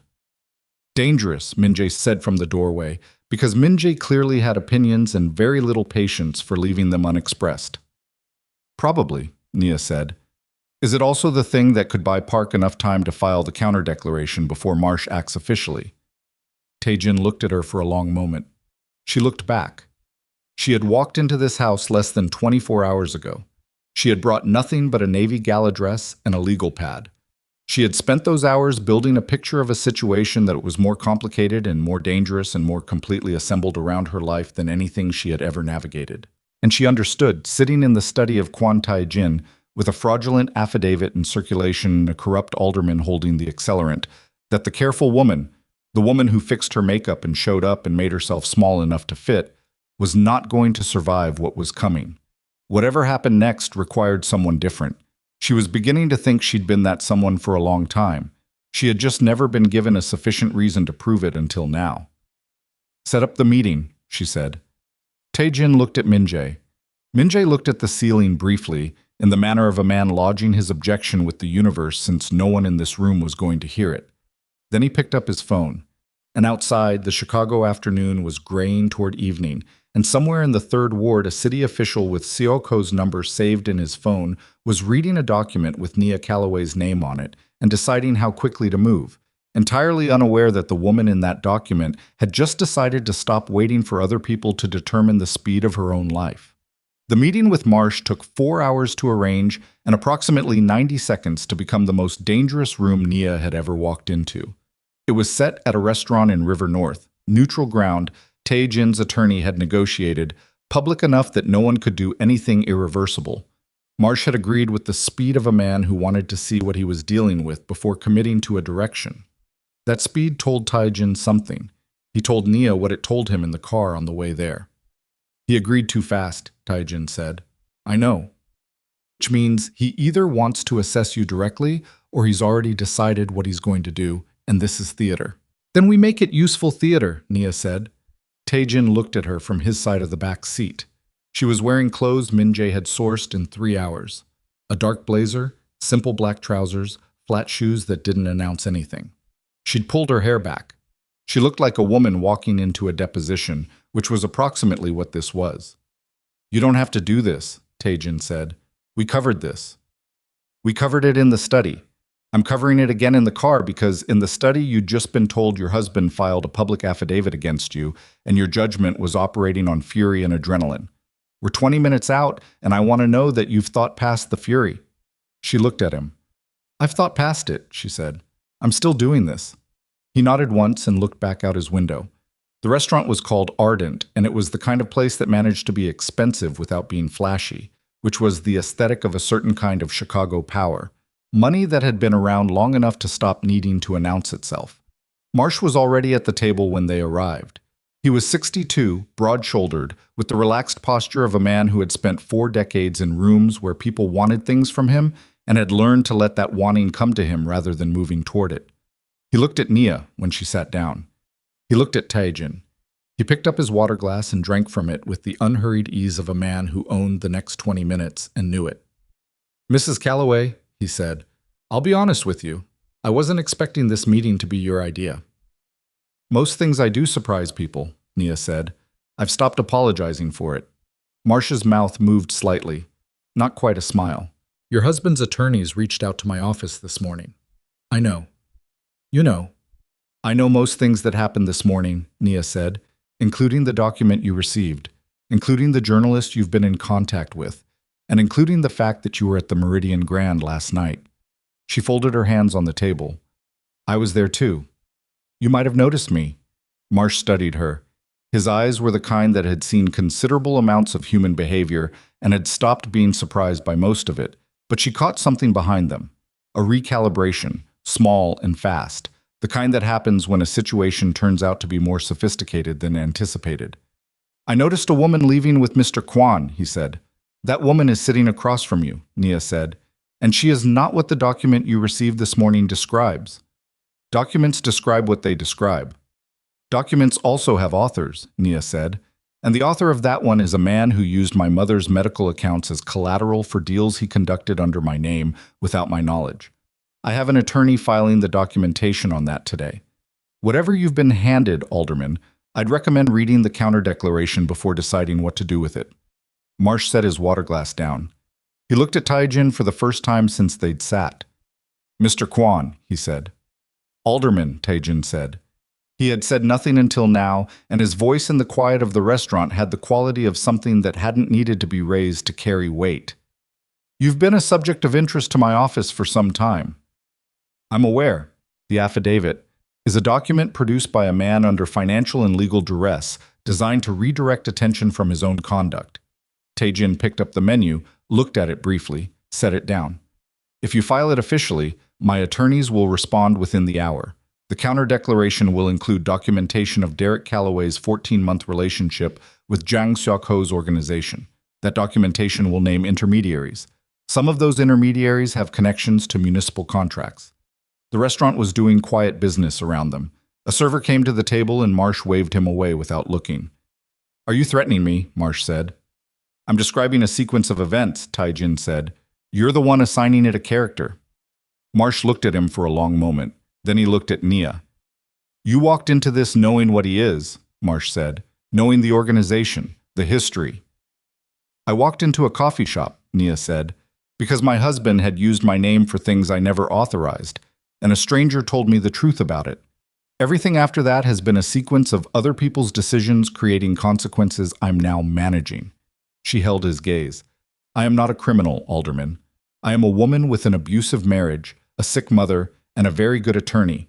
Whatever use that document was supposed to serve, I am asking you, directly, not to serve it." Marsh was quiet. The restaurant moved around them. Glasses. Cutlery. The low murmur of a Thursday dinner service conducting itself with no awareness of what was happening at the corner table. "The journalists," Marsh said finally, "will receive Park's counter-declaration within the hour," Taijin said, "along with documentation of the affidavit's origins and timeline. If they run the story, they run both sides. If they choose not to run it, the affidavit becomes a document that exists in a file and resolves nothing." Marsh turned his water glass slowly on the tablecloth. "Seoko's people," he said, not quite to either of them, "have been building pressure on my organization for 3 years, Taijin said. Using your office as an instrument of that pressure is not something I've chosen to address directly until now. I am addressing it now." A pause. "I'm also making you aware that I know the specific nature of the relationship, which means that going forward, we have a different kind of conversation." The silence stretched. Nia sat in it without moving. She had learned in the last 24 hours that silence in rooms like this one was not empty. It was load-bearing, and what it was bearing was the weight of what everyone in it understood without saying. She let it bear. Marsh looked at her one more time. "The counter-declaration," he said. "Will be filed by 6 p.m., Nia said, "and the journalists. Receive it at the same time." Marsh picked up his water glass again, finished it, set it down with the careful placement of a man making a small final decision. "I'll need to review what I've been given," he said. "Of course," Nia said, "and I'll need to make some calls." Naturally. This conversation didn't happen. We had dinner, Taejin said. Old acquaintances. The alderman was gracious. Marsh stood. He buttoned his jacket with the methodical motion of a man who had spent 4 decades managing situations and adding them to a very long internal catalog of situations managed. He looked at Nia one more time. Your husband, he said, made some very poor choices about who to trust. Yes, Nia said. He did. Marsh left. Nia watched him cross the restaurant, exchange a brief word with someone near the bar, who was definitely not a random patron, and exit through the front door. She exhaled. Not visibly. Just the internal release of air she'd been holding at controlled pressure for the last 40 minutes. Her hands, under the table, had been pressed flat against her thighs and were now uncurling, finger by finger. That was either very effective or very stupid, she said. Probably both, Taejin said. He was looking at the door Marsh had exited through with the expression of a man reading an aftermath. He'll sit on the affidavit. You're certain? He's a pragmatist. We gave him a reason to be pragmatic in a direction that serves him. He looked at her. You did well. Don't do that. Don't do what? The paternal approval thing. I don't need it. He looked at her steadily. I wasn't offering approval. I was stating a fact. A pause. You were better in that room than most people I've worked with professionally for 20 years. Nia looked at him. She thought about the parking garage, the mascara, the navy dress. She thought about Northwestern Law School, deferred, gathering dust in a file somewhere at the bottom of a drawer she'd stopped opening. Take me back, she said. I need to call Park. They were in the car when Min-jae called. Taejin answered, listened for 12 seconds, and Nia watched his face do something she hadn't seen it do yet. Not lose its stillness exactly, but go a shade underneath it, the way water looks different when what's moving is below the surface. He ended the call. Derek, he said. Something locked in Nia's chest. What? He went to the estate. She stared. My estate, Taejin said. The gate. He drove to the gate and spoke to the security on the perimeter. A pause. He was alone. He didn't attempt to enter. He left a message. What message? Taejin looked out the window for a moment. When he looked back, his voice was completely level. He said to tell you that if you don't come home by midnight, he's releasing an additional set of documents to 3 financial institutions where your joint accounts are held, freezing everything under a fraud claim. Nia's fingers went cold. He can't do that, she said. He can initiate the claim. It would be dismissed eventually, but eventually is 3 to 6 weeks, during which every account in your name is inaccessible. He paused. Including the accounts connected to your mother's ongoing care. The car was moving through Chicago traffic, and Nia was sitting in the back of it, and the city was going past the window, and she was absolutely still in the way of someone who has just had the floor removed and is falling slowly enough to observe the process. Her mother's care. He was going to freeze her mother's care. She heard herself breathe. Once. Twice. Then the cold in her fingers moved upward through her hands and into her arms and settled somewhere in her sternum and became something different, not fear. Fear had heat and urgency and the particular texture of something you wanted to escape. This was the opposite. This was the feeling of a decision made so completely that it left no room for any competing emotion. How long? She said. Until midnight, 6 hours. What does he actually want? He wants you back in that house so the situation looks like a domestic disagreement rather than the beginning of a criminal investigation. Taejin's voice was careful and level. He wants the affidavit to be the last document that matters, and he wants you standing beside him when anyone asks questions. And Seoko? Seoko wants Kwan Maritime Holdings under an active fraud inquiry so he can move on 2 port contracts that come up for bid in 30 days. He paused. Derek going to my gate is Seoko's instruction. Derek doesn't make moves this calculated on his own. Nia looked at her hands in her lap. He's going to hurt my mother, she said, to get to you. Taejin said nothing, which was its own answer. Call Park, she said. I want to know every legal option for protecting those accounts in the next 6 hours. Already done, Taejin said. Park is working on an emergency protective order, but the judge who would need to sign it is who? A pause. Has a relationship with Marsh's office. Nia closed her eyes, opened them. So we need Marsh, she said. We need Marsh to make a phone call to one judge in the next 4 hours, Tae-jin said, which is asking considerably more than what we asked of him in that restaurant. What does Marsh need? Tae-jin was quiet. Tae-jin? She used his name for the first time without thinking about it. What does Marsh need? Documentation, he said, on Seoko's organization.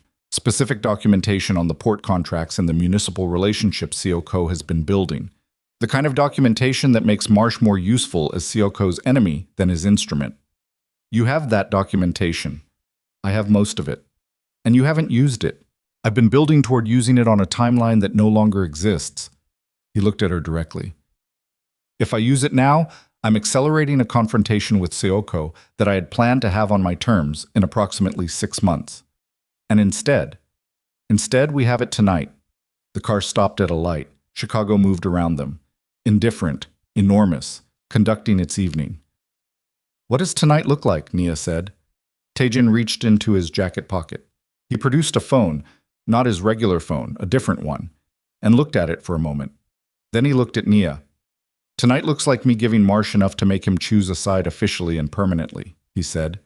And then it looks like Seoko understanding what that choice means for him, which will require a conversation that is not, he paused, not the kind that happens in restaurants.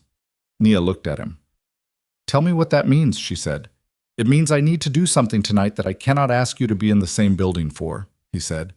Not because you're not capable, because if something goes wrong, I need there to be a clear physical separation between this conversation and where you are. That's not a plan. That's you deciding what's safe for me again. Yes, he met her eyes. And this time, I'm not going to apologize for it, because the distinction matters legally, and you know it does. She held his gaze.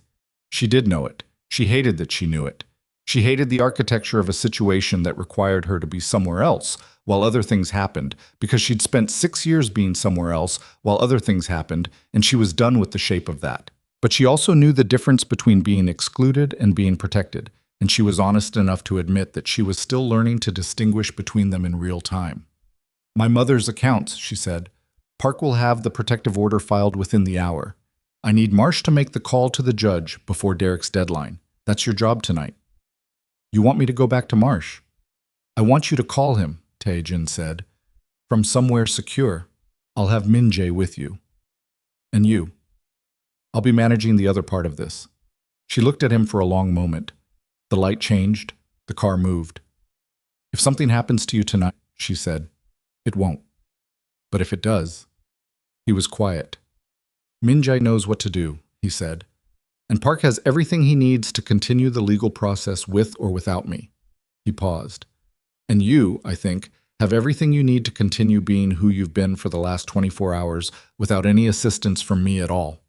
She looked out the window. I need your word, she said, that you come back tonight. He was quiet for a moment. That's not something I can guarantee with honesty, he said. Then give me your best attempt at it. He looked at her. You have it, he said.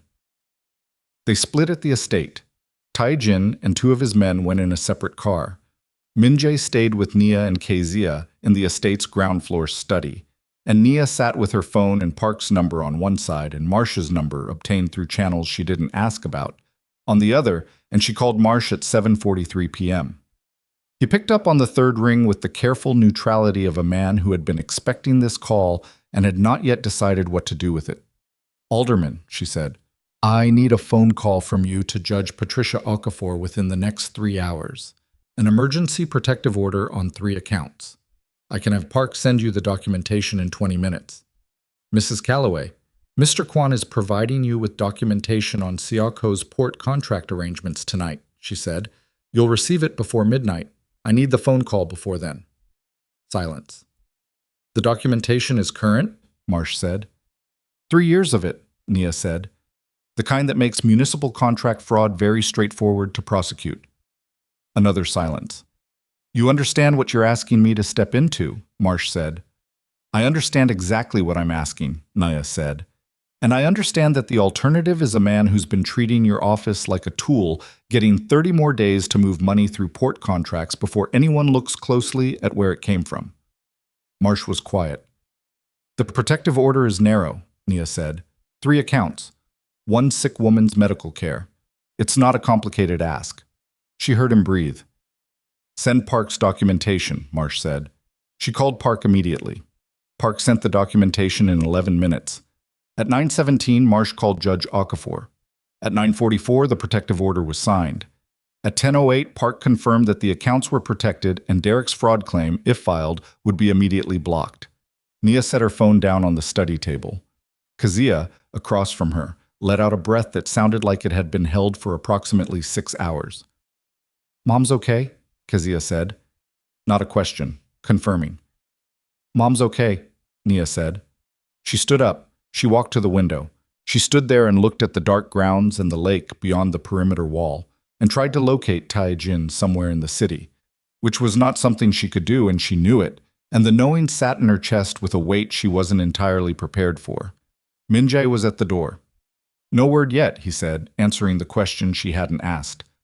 "I know. He's been in situations like this before," Minjae said, "and he's standing in this room every time." Nia looked at Minjae.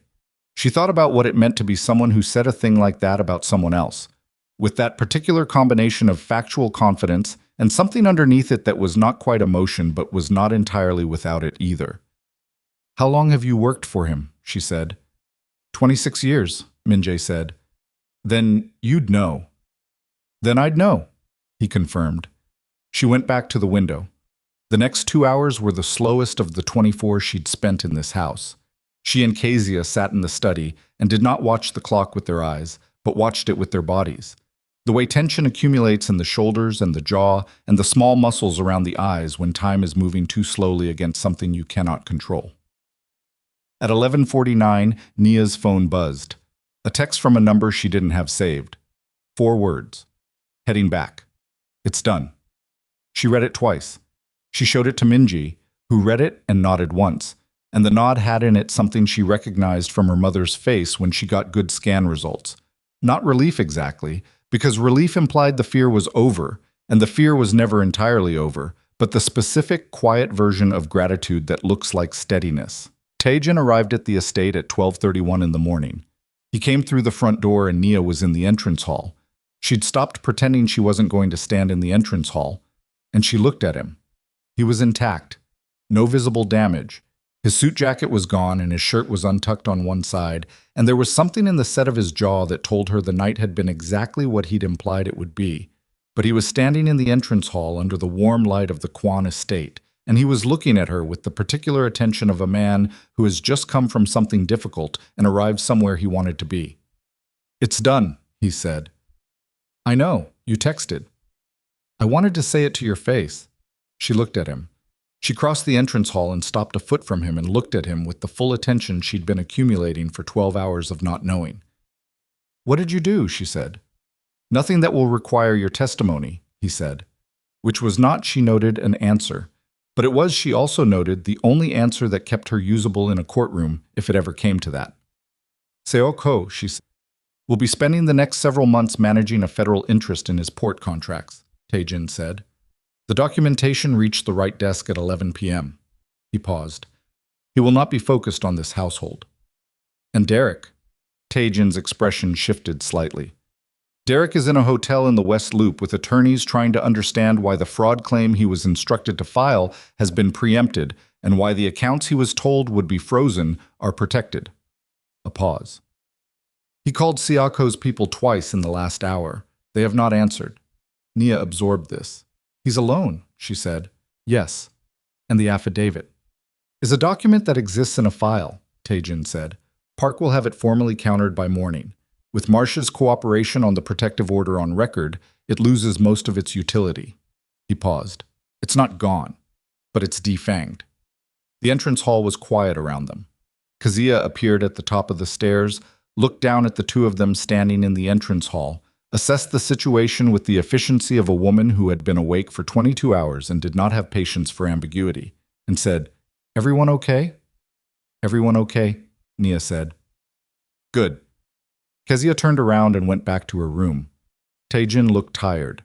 Not the surface tiredness of a long day, the deeper kind that lives in the spaces around the eyes and in the particular way someone holds their shoulders when the adrenaline has fully processed out and what's left is just the body accounting for what it's been through.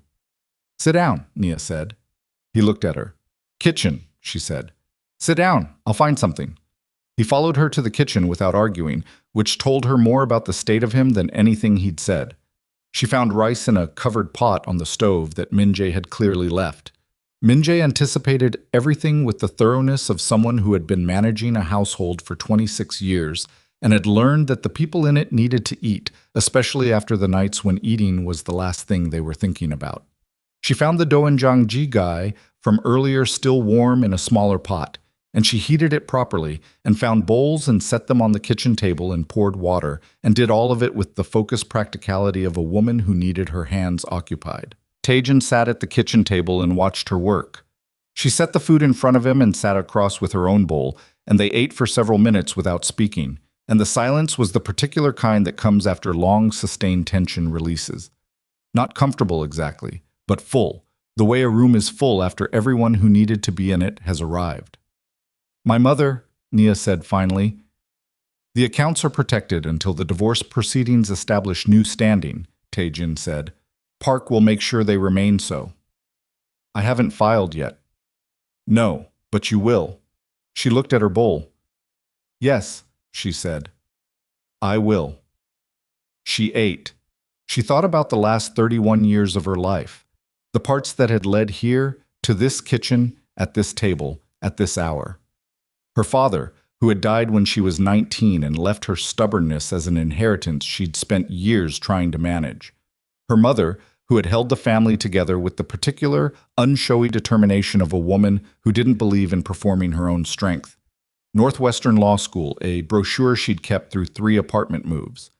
Derek, who had been something she'd wanted badly enough to trade too much for. The parking garage. The navy dress. The elevator doors opening. The man who had looked at her the way people rarely look at anyone, like she was actually there.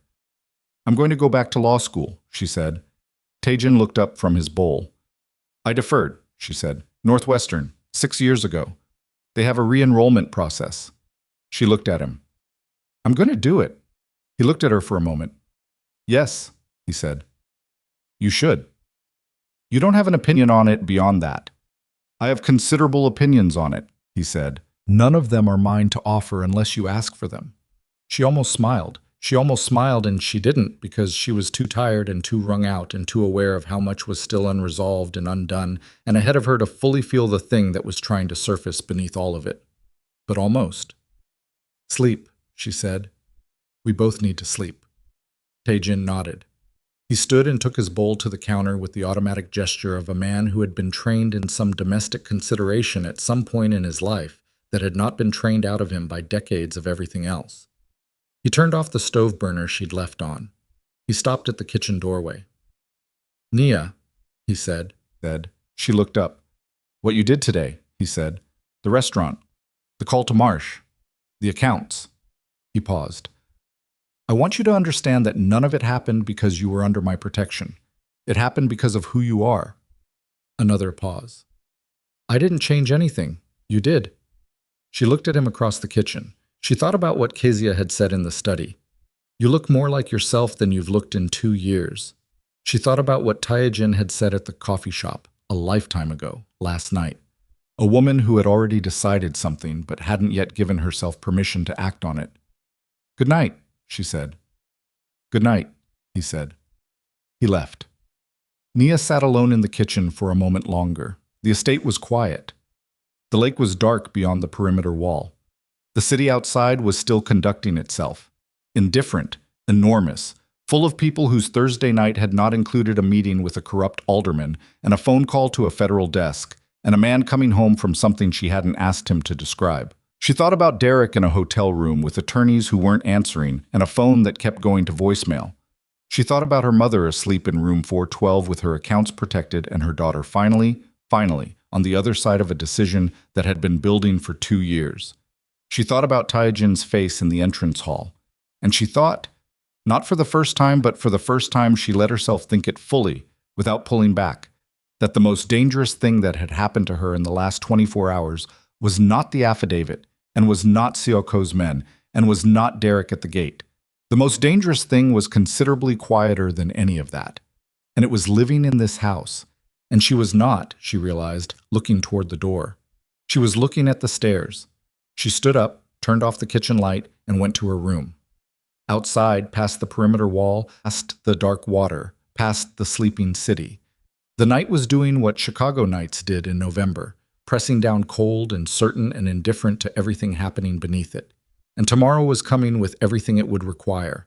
And Nia Calloway, who had walked out of a gala in a navy dress and walked into the rest of her life without entirely meaning to, lay on top of the quilt in the east room and stared at the ceiling. And for the first time in 2 years, she could not find, anywhere in the architecture of the coming day, a single thing she was afraid to face. She slept 7 hours without dreaming, which was the most uninterrupted sleep she'd had in 2 years. And she woke to gray November light coming through the curtains of the east room and lay still for a moment cataloging what had changed. Everything was the answer. Everything had changed, and none of it felt the way she'd expected change to feel.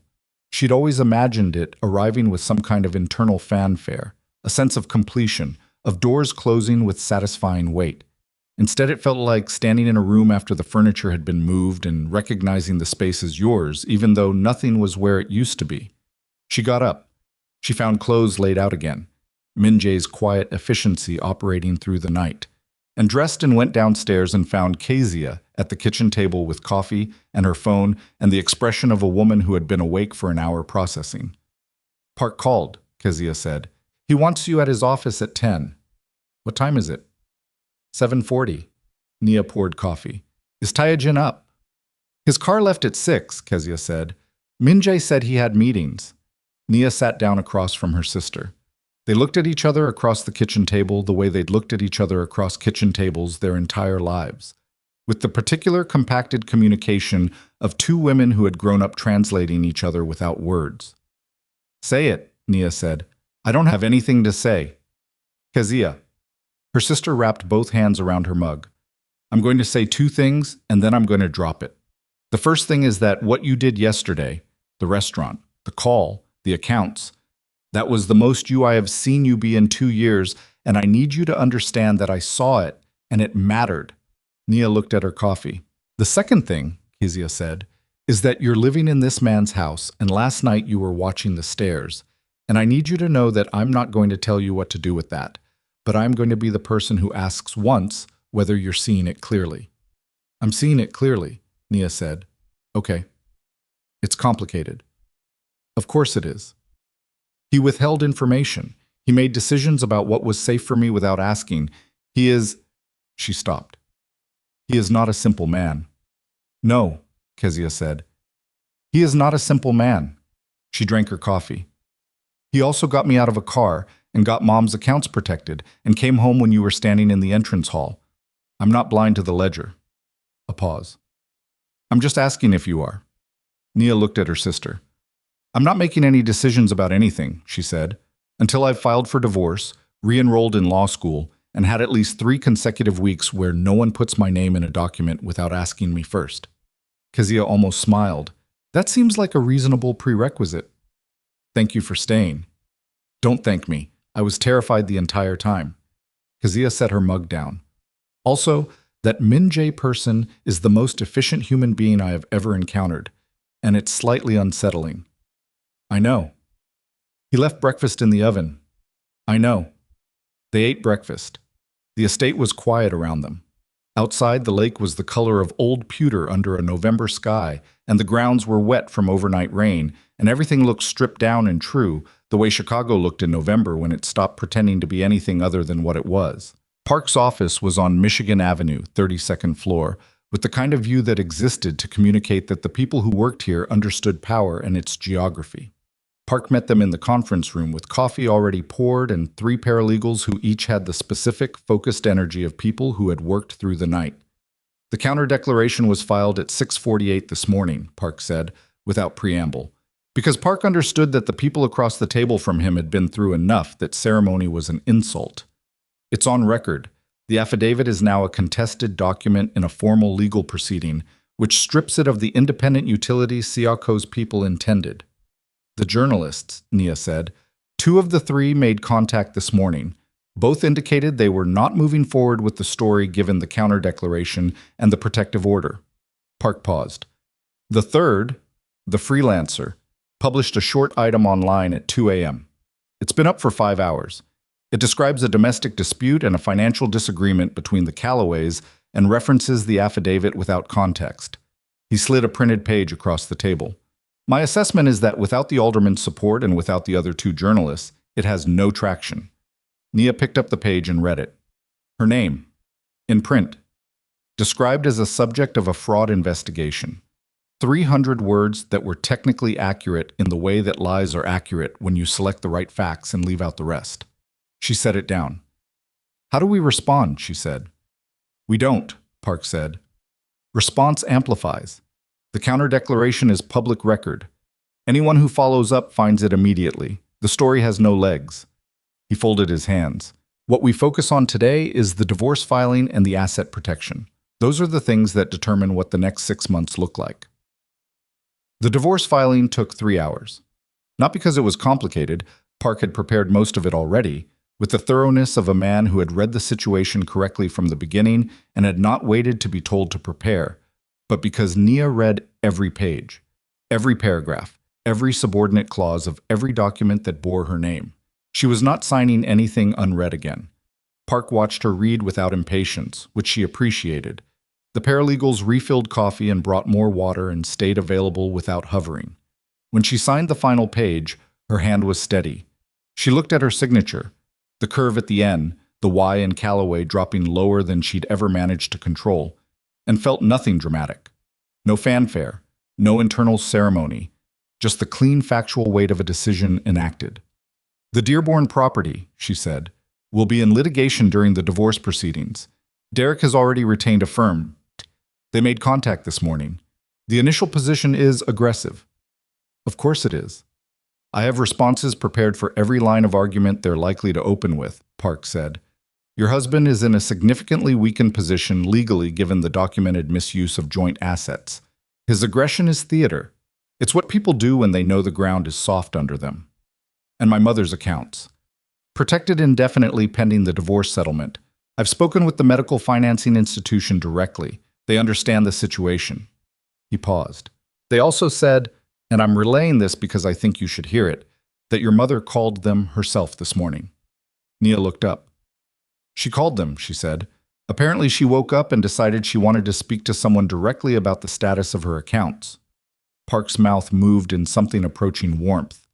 She was, by the account I received, extremely clear about what she wanted and extremely polite about it. Kezia made a sound that was not quite a laugh. Nia looked at the ceiling for a moment. Loretta Callaway, 63, undergoing cancer treatment, calling a financial institution from a hospital room to personally confirm the status of her own accounts because she had decided she was done having things managed on her behalf. There were worse inheritances than stubbornness. I need to go see her, Nia said. They went directly from Park's office to the hospital. Loretta was sitting up in bed with her reading glasses on and a legal pad in her lap, which meant she'd been making lists, which was what Loretta did when she was processing.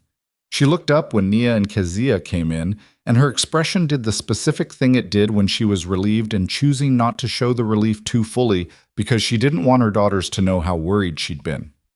You look better, Loretta said to Nia. I slept. For the first time in 2 years by the look of it. Loretta set her legal pad aside. Sit down, both of you. They sat. Loretta looked at Nia with those sharp, patient eyes. Tell me, she said. So Nia told her. She told her mother the way she'd told Kezia. Plainly, completely, without the managed version. She told her about Derek's accounts and the affidavit and the estate and the meeting with Marsh and the protective order and the divorce filing and all of it. She told her about Tae-jin. Loretta listened without interrupting, which was the thing she did when she was storing information for later processing rather than responding in real time. When Nia finished, Loretta was quiet for a moment. This man, she said. Kwan.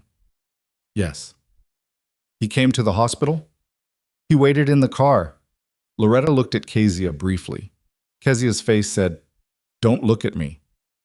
He told you the truth about Derek when he didn't have to, Loretta said. Yes. He protected your sister? Yes. He told you when he'd withheld something, and he told you honestly? Yes. Loretta picked up her reading glasses and folded them and set them on the tray table with the precision of a woman making a small physical decision while making a larger mental one. How old is he? 54. That's 23 years. I know the math, Mom. I'm not objecting to the math, Loretta said. I'm just saying it out loud so it's in the room. She paused. Your father was 12 years older than me. People had opinions about it for approximately 6 months, and then they had more important things to think about. Nia looked at her mother. I'm not making any decisions, she said. I know you're not. You just filed for divorce this morning. Loretta reached forward and took Nia's hand. Her grip was lighter than it used to be. The treatments had done that, but her hold was still exactly as intentional as it had always been. I just want you to know that I'm not going to be the person who tells you who you're allowed to find comfort with after 2 years of making yourself disappear inside someone else's idea of who you should be. Nia held her mother's hand and did not say anything because there was nothing to say that would add to what had just been said, and she was learning, slowly, imperfectly, to stop filling silence that didn't need filling. I called the financial people this morning, Loretta said. I heard. I decided I'd rather know the situation directly. That sounds familiar? Loretta almost smiled. You got it from somewhere. They stayed 2 hours. Loretta ate the actual hospital food without complaining, which was either a sign of improving health or improved perspective, and she made Kezia tell her the entire account of being in the car in Lincoln Park, which Kezia did with the precision and dry delivery of someone who had processed the terror sufficiently to narrate it with distance. Loretta listened and nodded and said, at the end, Minjai sounds like a reasonable person. He's terrifying, Kezia said. Reasonable people often are, Loretta said. When they left the hospital, the afternoon had softened toward the particular gray gold of November at 3 p.m., and Nia stood outside on the pavement and breathed the cold air and felt, for the first time in longer than she could trace, like the air was going all the way in. Her phone rang. Tai Jin. How is she? He said when she answered. No preamble. Better than she has any right to be, Nia said. She called the financial institution herself this morning. A beat of silence. Of course she did. She wants to meet you, Nia said. She didn't say that exactly, but she asked about you for 20 minutes using questions that were not actually questions. A pause on the line, longer than most of his pauses. When she's ready, he said, quietly. The voice of a man handling something that required more care than most of what he handled. Yes, Nia said. She stood on the pavement outside Northwestern Memorial and watched a taxi navigate the afternoon traffic, and felt the November air on her face, and thought about the sequence of events that had brought her to this specific pavement at this specific hour.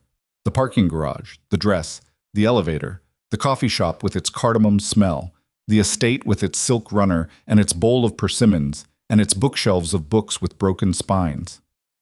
I'm going to re-enroll in law school, she said. I know, Taejin said. You told me last night. I'm telling you again in daylight, so you know I meant it. I never thought you didn't mean it. She watched the taxi pull away. The estate, she said. I can't stay there indefinitely. No, he said. I need to find a place. Something short-term while the divorce proceedings get underway. I know a building, he said. On the north side, nothing connected to my organization. A regular lease, your name only. Park can facilitate if you want a reference. You've already thought about this. I think about most things before they need to be addressed, he said. You've noticed that. I've noticed that, she confirmed. A pause. Nia, he said. Yes. I want to say something, and I want you to understand that I'm not asking anything by saying it. I'm just saying it because I think you should hear it clearly from me and not infer it from anything else. She waited. What happened in this house over the last 2 days, he said, is not something I engineered. I did not bring you into my home because I had a design on your life. I brought you in because you were in danger, and I had the means to address that, and it seemed wrong not to. A pause. Everything else that happened, everything I felt, and I am aware of what I felt, was not something I anticipated or planned. And whatever comes next is entirely your decision to make on your own timeline, without pressure from me, and I will not bring it up again unless you do. The November air was very cold and very clear. That's a lot of words, Nia said, for a man who usually uses fewer. You seem to warrant them, he said. She almost smiled again. There it was. The almost. It was getting closer. I'll call about the apartment, she said. I'll have Minjai send you the address. She hung up. Kezia appeared at her shoulder. Was that him? Yes. What did he say? A lot of true things, Nia said. Kezia looked at her sister's face. She looked at it with the 28 years of knowledge she had accumulated about every version of that face, and something in what she saw made her nod slowly and say nothing more, which was, Nia thought, its own kind of grace. The weeks that followed were not simple. Nothing that came after was simple, and anyone who has lived through the unwinding of a life they built with someone else knows that the paperwork is almost the easiest part. Derek's attorneys were aggressive in the way Park had predicted, big opening positions designed to make settlement seem like relief. They were less aggressive after Park filed the documentation of the misused accounts and the affidavit's origins and the specific nature of Derek's 14-month arrangement with CLCO's organization. The aggression didn't disappear, it scaled back to sustainable levels, which was what aggression did when it understood the ground was soft. Derek called Nia's phone twice in the week after the filing. She answered the first call because she thought there might be something logistical that required her response.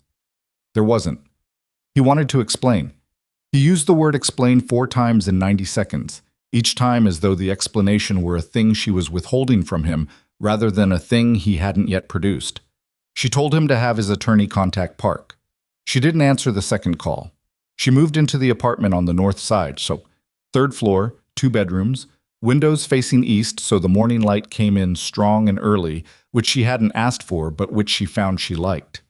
She bought a plant for the kitchen windowsill that she named Nothing because she was not someone who named plants, but which she watered on a schedule and which did not die, which felt, in the small accounting of a life rebuilding itself, like a reasonable start.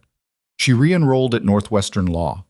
The process required 3 separate meetings and a formal petition and a letter explaining the circumstances of her deferral, which she wrote herself, in one sitting, at the kitchen table in the new apartment, and which she described in terms so accurate and unsparing about the choices she'd made and the cost of them that the Dean of Admissions called her personally to confirm the start date. She began the 2nd week of January. She was 31 years old, and she was the oldest person in most of her seminars, and she sat in the 3rd row and took notes in the margins and asked questions that made the professors recalibrate the pace, and she was not embarrassed about any of it. Loretta's treatment continued. The results, through December and into January, were cautiously positive. The oncologist used the word responding, which was a specific and careful word that meant something was working without promising what it would eventually mean. Nia drove to the hospital 3 times a week. She brought soup from Uchenna's when she could, and the hospital food when she couldn't, and sat with her mother and talked about the casebook she was reading, and the professor who assigned too much, and the case studies that made her want to argue with the textbook in the margins. Loretta listened with the full attention she gave things she found genuinely interesting, which was the best compliment she knew how to give. Tai Jin. It was careful, and it was slow, and it was nothing that looked from the outside like anything in particular. He came to the hospital on a Tuesday in December. Nia was already there, sitting with Loretta, when Minjay texted that he was downstairs. She went down and met him in the lobby, and they walked back up together, and she introduced them without ceremony, because ceremony would have been wrong for the room. Loretta looked at Taijin with 54 years of Loretta Calloway's assessment capacity running at full power. Taijin looked back at her with the kind of stillness that was not nervousness and was not performance, and was simply the state of a man who understood he was being evaluated and was not going to pretend otherwise. "Sit down," Loretta said. He sat. She asked him one question about his organization, not about the criminal side, not obliquely, just directly. "What is it you do exactly, and why do you do it?" He answered her honestly for 6 minutes. Not all of it was comfortable. Not all of it was designed to impress. Loretta listened to all of it. "My husband," she said when he finished, "used to say that the most dangerous thing about a man is not what he does. It's whether he knows what he's doing and chooses it anyway." Taijin was quiet for a moment. He He sounds, he said, like someone worth listening to. He was, Loretta said. He died before I was ready. She looked at Taijin steadily. Most things happen before we're ready. You manage them anyway or you don't, and the managing is who you are. Taijin looked at Nia briefly. She gave him nothing, just watched, just held the space for whatever came next. Yes, he said to Loretta. That's true. Loretta nodded once with the precision of a woman closing a chapter of her assessment. She picked up her reading glasses. Nia said you read, she said. What do you read? History, Taijin said. Biography, some fiction, but I'm not patient with it unless it earns the patience. What does earning it mean to you? Truth that the nonfiction can't get to directly, he said. Things about how people work that the historical record flattens out. Loretta considered this. You'd get along with my late husband, she said. He had no patience for books that didn't say anything real. She looked at Nia. Get me the water from the table. Nia got the water. The visit lasted an hour. When they left, Taijin walking beside her down the hospital corridor, their paces matching without either of them adjusting. Nia said, She approves of you. She's reserving judgment, he said. When Loretta Calloway is reserving judgment, she asks you what you read. When she's disapproving, she gets very polite. Nia looked at the elevator button. She asked you what you read. A pause. Ah, Taijin said. They stood at the elevator. She asked what earning patience meant, Nia said. That's her version of a philosophical compatibility test. I noticed it was a test, he said. I didn't know the stakes. How do you think you did? He considered this. The elevator opened. They stepped in. I told her the truth, he said, which is what I always do when I don't know the stakes. It's the only position I can defend consistently. The elevator descended. That's probably why she asked you what you read, Nia said. The months accumulated. December became January, became the gray Chicago stretch of February, which is the month that tests everyone who has decided to stay in the city and finds out who means it. Nia studied through February with the single-mindedness of someone who had lost time and knew it and was not interested in losing more. She sat in her apartment with case law spread across the kitchen table and the plant on the windowsill leafing out more aggressively than she'd anticipated, and she worked until midnight and was up by 6 and did not apologize for any of it. She and Taijin had dinner on Thursdays, not at restaurants where they might be seen, and the scene would become something at the estate mostly, or occasionally at the apartment when she cooked, which she did badly and without apology. He ate whatever she made with the good manners of a man who had decided that honesty about some things didn't extend to critiquing the food of someone he cared about. She noticed he never tried to manage Thursday. He arrived at the time they'd agreed. He did not call before to check whether it was still on. He did not text after to confirm the next one. He showed up when he said he would, and he left at a reasonable hour, and he did not press against the edges of what she'd said she needed. She was paying attention to that. She was paying attention to a lot of things. In March, the divorce was finalized. She was sitting in Park's conference room when it went through, the same conference room where she'd signed the filing, with the same view of Michigan Avenue, and the same coffee, and the same paralegals, and Park handed her the finalized decree, and she looked at her name, just her name, no longer appended to his, and felt the thing she hadn't felt when she filed. Completion. Not happiness, not relief, not even freedom in any cinematic sense. Just the plain, factual feeling of something finished that had been unfinished for long enough that its incompleteness had started to feel like air. She called Kezia from the elevator. It's done, she said. Kezia exhaled audibly. Are you okay? Yes, Nia said. Actually, yes. Where are you going now? Park's building on Michigan. I'm going to walk for a while. It's 32 degrees. I know. I have a coat. She walked for 40 minutes along the lakefront in the March cold, hands in her pockets, face into the wind, and the wind did what Chicago wind does in March, treated her with complete indifference and complete equality, the same wind for everyone, caring nothing about who anyone had been or who they were becoming, just moving through regardless. She stopped at a bench. She sat down and looked at the lake. She thought about the gala. It had been 6 months. 6 months since she'd stood at a ballroom window watching her husband's hand on another woman's back and understanding, with the specific clarity of something that had been building for years, that she was done. 6 months since the parking garage and the mascara and the 40-minute drive in the wrong shoes and the elevator doors opening. She thought about the woman she had been at that window. Navy dress. Husband who wouldn't look up. A life she'd built so carefully inside someone else's idea of what her life should be that she'd stopped being able to see the edges of herself. She thought about who that woman had become in 6 months. The thought had a shape she couldn't quite hold entirely. It was too close, the way you can't see your own face without a mirror, but she could feel its outline, the weight of it, the specific, imperfect, unfinished solidity of a person who had made hard choices and was still making them and had not disappeared in the making. She took out her phone. She almost called Tai-Jin. She didn't. Not yet. She sat with the lake and the March wind for a little longer, because this moment belonged to her, and she was learning to let things that belong to her without giving them away. Then she called her mother. Loretta picked up on the second ring. "It's done," Naya said. A pause.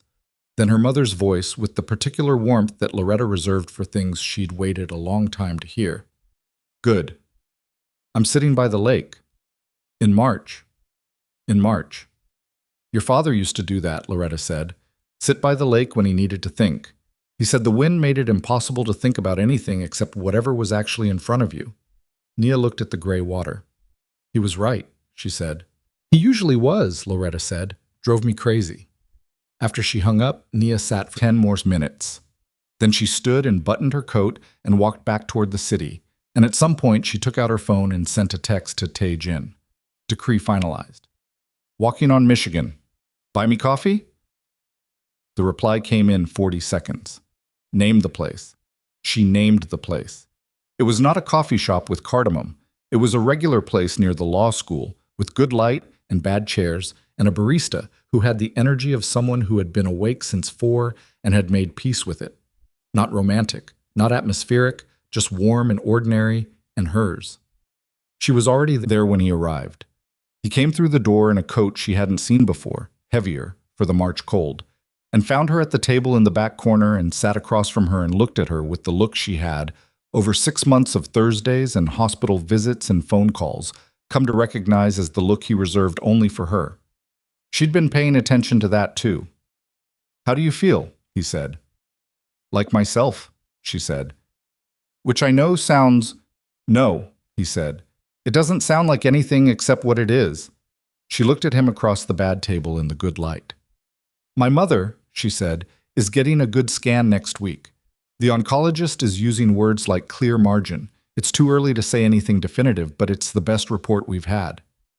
Something moved in his face, underneath the stillness, in the place she'd learned to look. "I'm glad," he said. "I know you are." The coffee came. They drank it. At some point in the middle of the ordinary Thursday afternoon, with law students moving past the window and the barista changing the music and the Chicago March light doing its flat, honest work through the glass, Nia put her hand on the table. Not extended, not reaching, just placed, present. Tai-Jin looked at it. He looked at her. He put his hand over hers. Not a dramatic gesture, not a statement, just his hand on hers, which was a simple thing, and also not simple at all. And neither of them said anything about it, and they finished their coffee, and outside Chicago did what Chicago always did. Moved through its days indifferently, enormously, full of people conducting their lives with no knowledge of anyone else's. The spring came. The way spring came in Chicago. Not gently, not as a reward for surviving February, but abruptly, almost rudely, heat arriving before anyone was ready, and the lake turning a color between green and gray that had no name. Loretta's scans came back clear, clear. The oncologist used the word with the measured caution of someone who knew what hope cost when it turned, but Loretta herself used it without caution, without hedging, sitting up in room 412 with her reading glasses on her forehead, and both daughters in the chairs beside her bed, and the legal pad abandoned on the tray table for once. Clear. Nia sat with her mother's hand in both of hers, and looked at the word in her mind and let it be what it was, enormous and terrifying and the best thing she'd heard in 2 years. And did not perform any particular response, just held her mother's hand and breathed. That evening, she went to the estate for the first time since she'd moved to the apartment. Not for dinner, not for a Thursday. Tai-Jin had asked her to come, and she'd said yes without asking why. And she drove herself. She had her own car now, a practical gray thing she'd bought used with her own money because that had been important, that particular specific independence. And she parked on the estate grounds and walked to the front door. Minjae opened it before she knocked. "Mrs. Calloway," he said, and then corrected himself. "Miss Calloway." "Minjae," she said. He led her through the entrance hall, the silk runner, the bookshelves, the bowl of persimmons on the side table, still there, always there, as though it were a permanent fixture, and through the back of the house to the garden, which she hadn't seen from the outside before. It was larger than she'd imagined. Stone paths between beds that were just beginning to green at the edges, the lake visible beyond the perimeter wall, and 2 chairs set near a low table where tea was already poured. Taejin was standing near the edge of the garden, looking at the water. He turned when she came out. He looked at her with the look. "She's clear," Nia said. He crossed the distance between them in a few steps, and he put his arms around her, and she pressed her forehead against his shoulder, and they stood in the spring garden above Lake Michigan while the evening light came down, and neither of them said anything for a long time, because nothing needed saying. She pulled back eventually. She looked at him. "I want to say something," she said. "All right. I've been thinking about what you said in the car, months ago, that I didn't change because of anything you did, that it happened because of who I am." She held his eyes. "You're mostly right. But I want you to know that who I am and who I was in that garage fixing my mascara are not entirely different people. She was there the whole time. She was just—" She stopped, chose the right word. "Waiting for a reason." "And the reason," he said, "was a lot of things," she said, "including you." He looked at her. Not the businessman's assessment, not the protector's surveillance, just a man looking at a woman who had said a true thing and was letting it stand. "I'd like to marry you," he said. It came out exactly the way it was, plainly, without setup, without architecture. Just a statement of intent from a man who had decided the most honest way to say a thing was to say it. Nia stared at him. Then she laughed. A real laugh. Not polite, not managed. The kind that came from somewhere below the place where she kept things controlled. It was possibly the least sophisticated proposal she'd ever heard, and it was so completely him that the laugh was, in the architecture of her feeling, also entirely a form of yes. "You have terrible timing," she said when she could. "I'm aware.